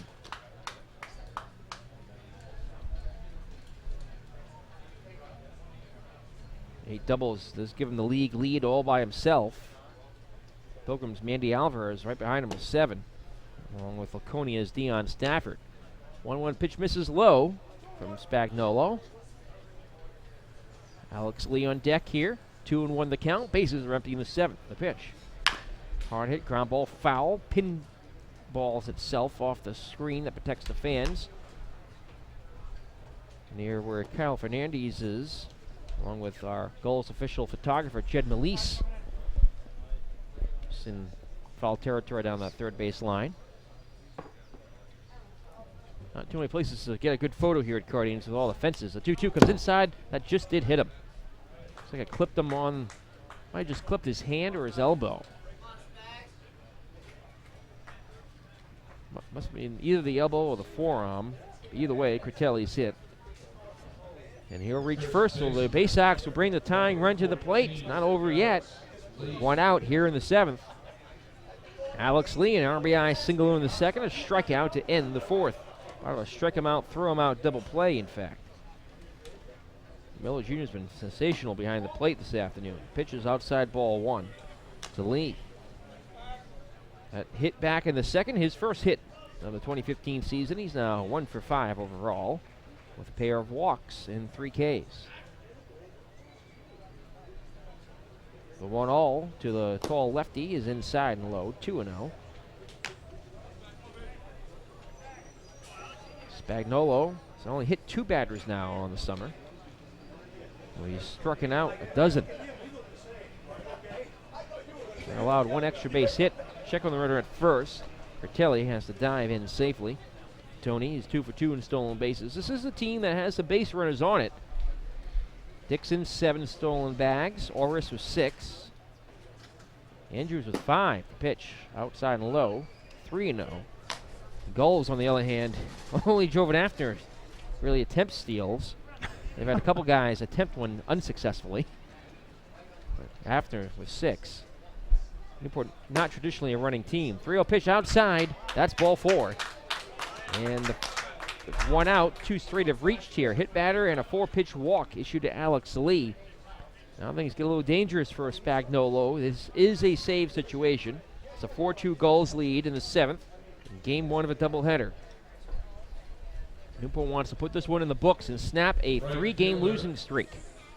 That came at the end of an 8-game winning streak that gave them the division lead in the NECBL South.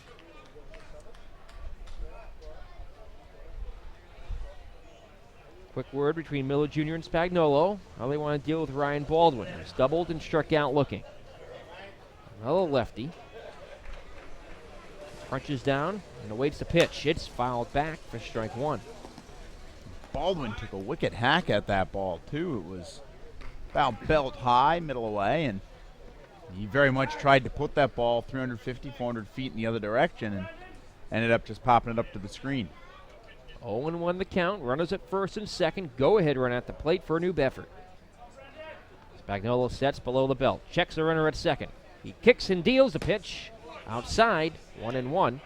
The Gulls clinging right now to a half-game lead over the Mystic Schooners. One more in the loss column than Newport. They're going to be in action later tonight, hosting Danbury over at the Shipyard.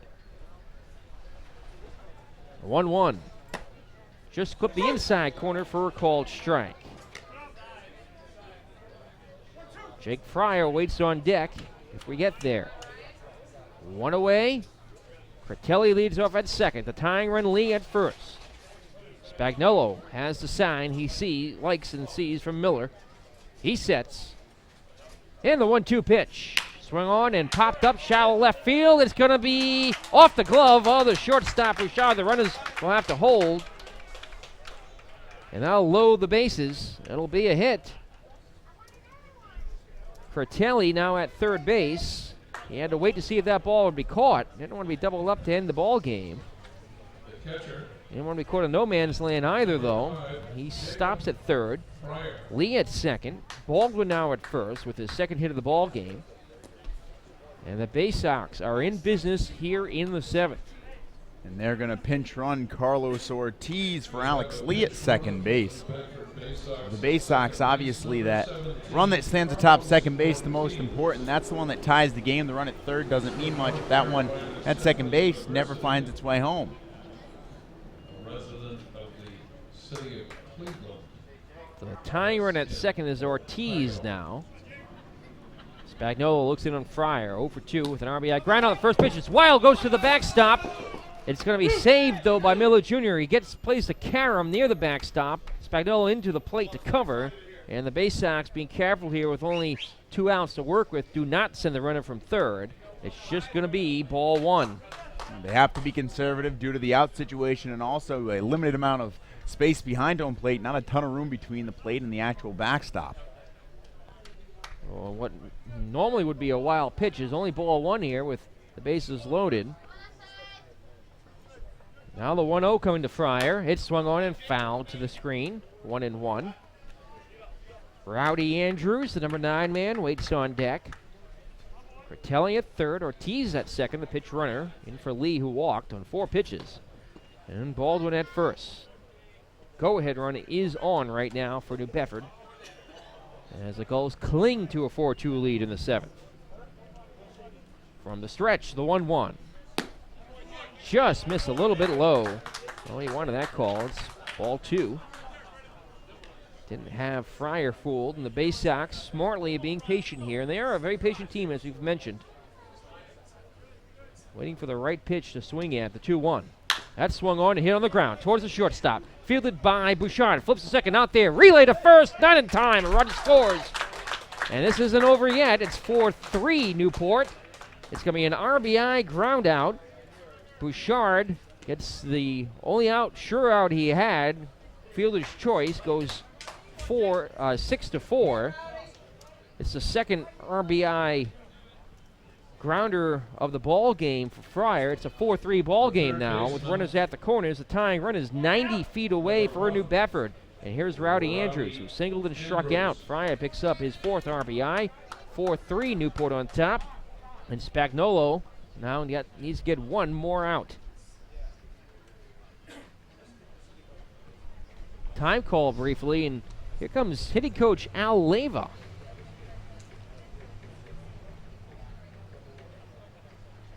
Leyva's going to conference with the entire infield. Now this is a different mound visit. I don't know if I've ever seen Leyva go out there. Well, always a bold strategy to send the hitting coach out to talk to the pitcher. In Little League, it might be just to tell a joke, but I don't know if that's quite what the Gulls are looking for here. Newport needs to snap a 3-game losing streak, the longest of the summer. Now here comes Stephen Williams, the plate umpire, to break up Leyva's conference with his entire infield. Of course, Leyva's a long-time head coach, Damien High School in Chino, California, and also has managed in this league. He was a Manchester Silkworms manager as well of the Northampton Steeplecats for a season.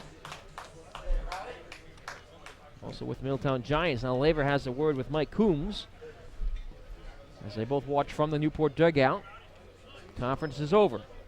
A runner at first, a runner at third. Tying run 90 feet away is Ortiz, the pinch runner.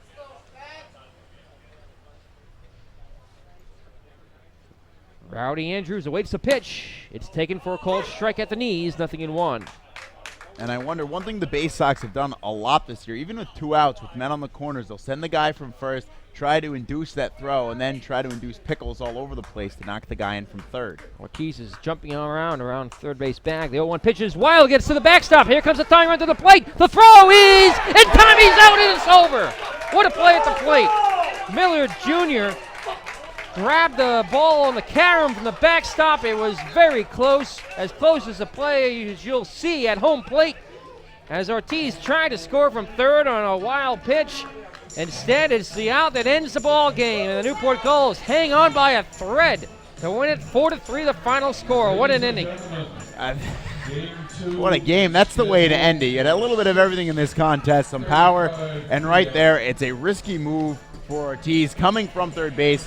We already talked about the limited amount of real estate behind home plate. To come home on that ball, he comes home, and in the end, he's out. And it's a tough pill to swallow for the Bay Sox. Good news for them is retribution lies about an hour and a half away. Oh, what an ending. What a wild one here, as the Gulls, who trailed in this one, jumped ahead on Jovan after 2-run homer in the 5th. Danced around a lot of trouble here in the 7th. Bay Sox splitting a run, nearly getting that tying run across. There was a bang-bang play at the plate. Stephen Williams probably could have called it either way, but he called it out to end the ball game. And the Newport Gulls snap the 3-game losing streak. They win it 4-3, the final score. Post-game show is next. Stay tuned on the NECBL Broadcast Network.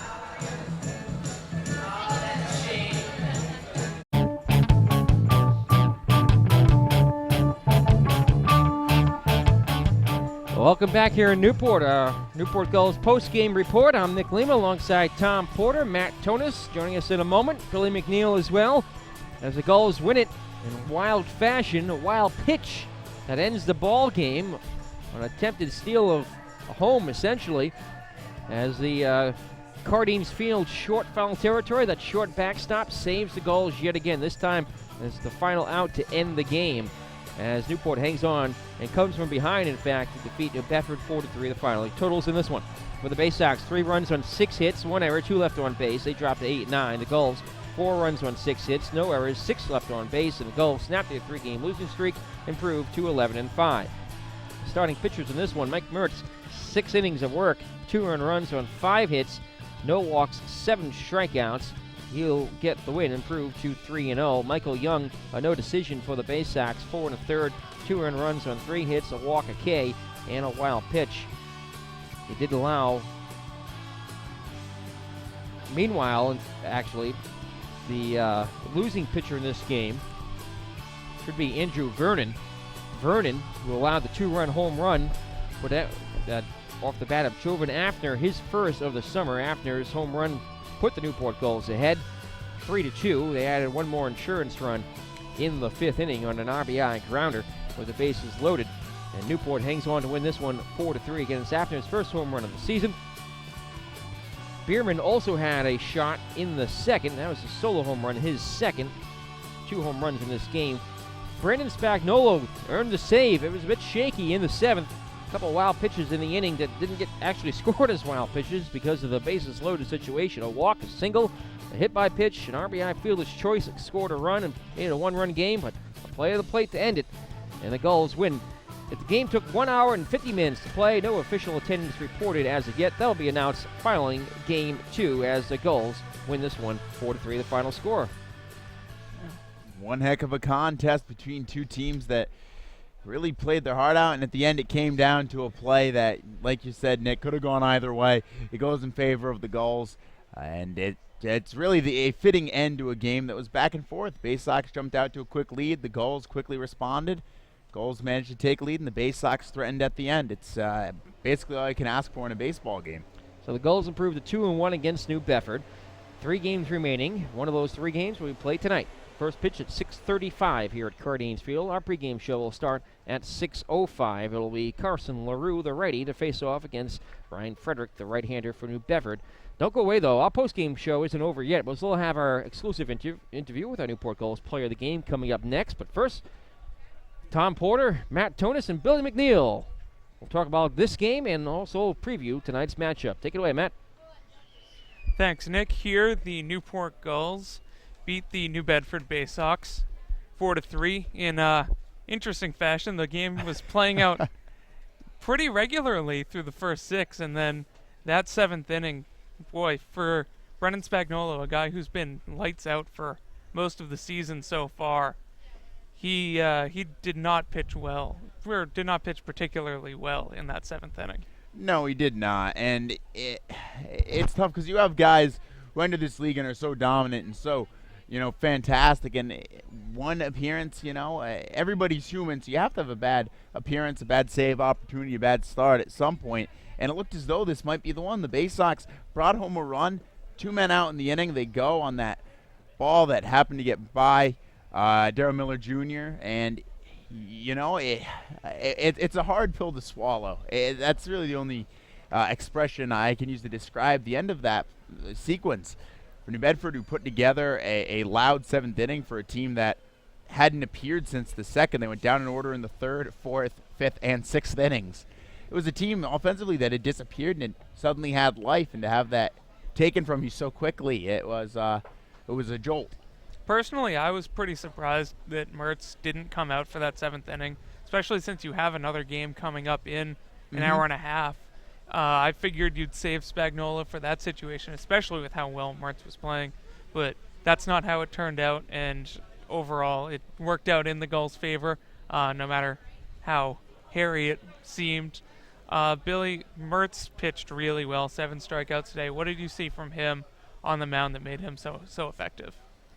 Well, if you get rid of that first inning, couldn't have asked for a better outing by Mertz. Solid all the way through. A lot of strikeouts. He was striking out multiple guys in a row too, which was one thing that I saw. And every pitch was working for him, and it was a really good outing as he's had all year. His ERA will probably go even further down from .60 so right now. And good job today for Mertz.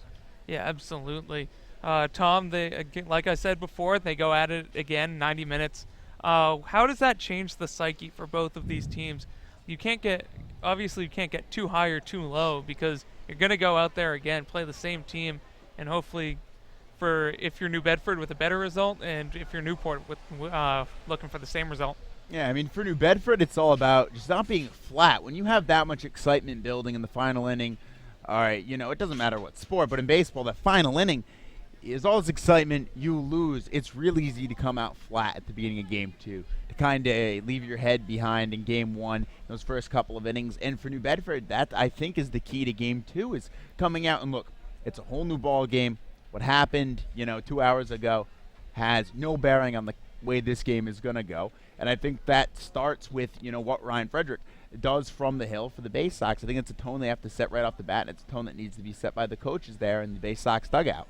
Yeah, I think obviously you have to go out there. You have to go just clear your head with you lost a tough game, but that's going to happen. It's baseball. It's a very competitive league. You're going to have that, and you just have to – it's more important to say it's a new day rather than looking back and seeing what happened a little bit ago. But the Gulls respond. They were on a 3-game losing streak, but they had the weekend off, Billy. How do you think having Saturday and Sunday just to kind of sit and recover help this team out going into today's games?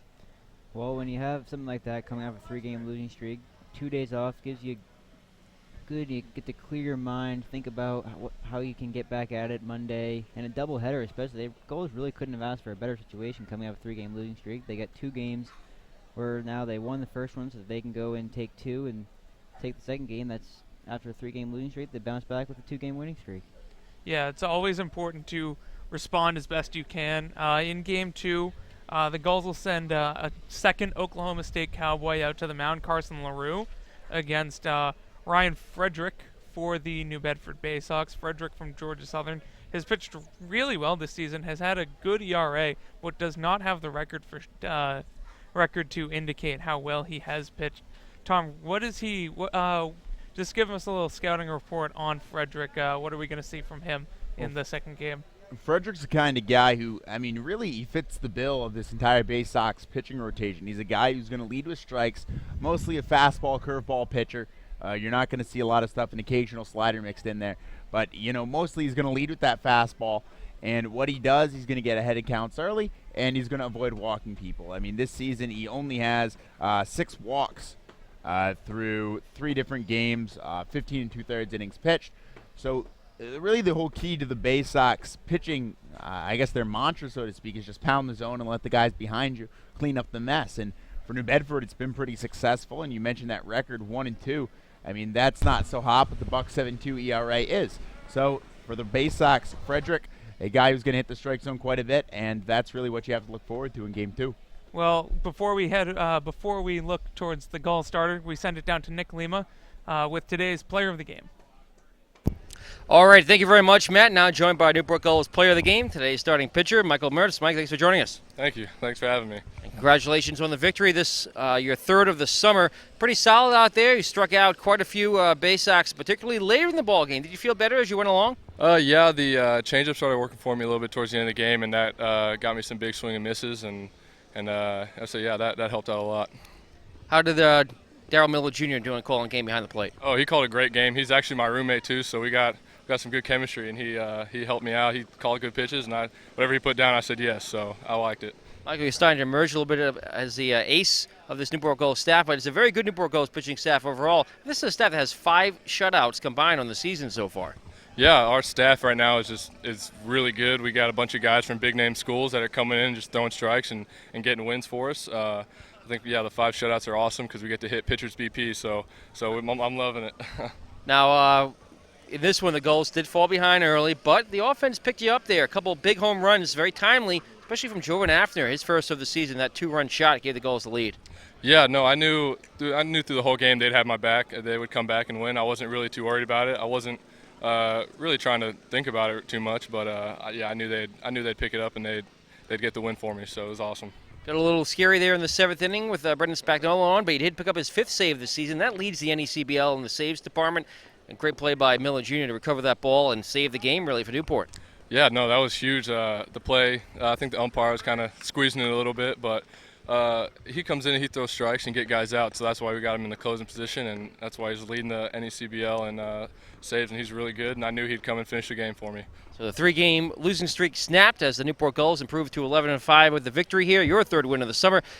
This is your first season here, of course, with the Gulls. How are you enjoying your summers so far in the city by the sea? Oh, I love it. It's definitely a little change of pace. I'm from Texas, so it's a lot hotter back home. It's nice and cool here, and I love it being by the beach, and we're going fishing and golfing and stuff, so I can't complain. Is this your first time in this part of the country?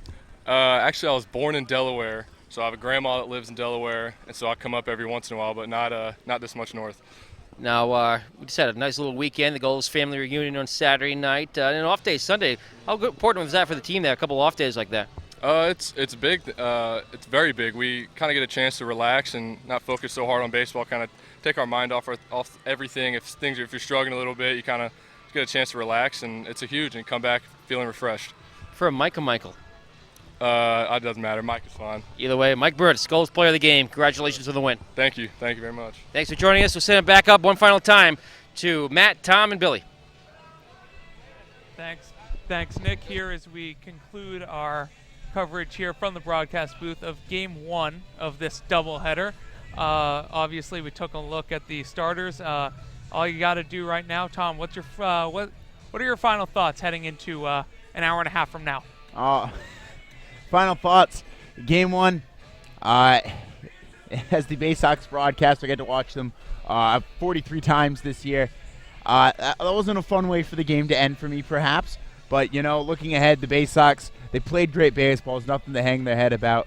They got a chance to do something special, salvage the doubleheader, split it right down the middle, get out of Cardines at 500. That's what you need to do. Billy, what do the Gulls need to do to get this sweep today? Well, they got to win. Do the same thing they just came out. They got to get a good start. Thanks, Magic. Good start from Carson LaRue. From LaRue, and hopefully they can put some runs on the board and all right. ship the doubleheader. All right. For Billy McNeil and Tom Porter, I'm Matthew Tonis signing off, or sending it down to Nick Lima for his final thoughts on today's Game 1.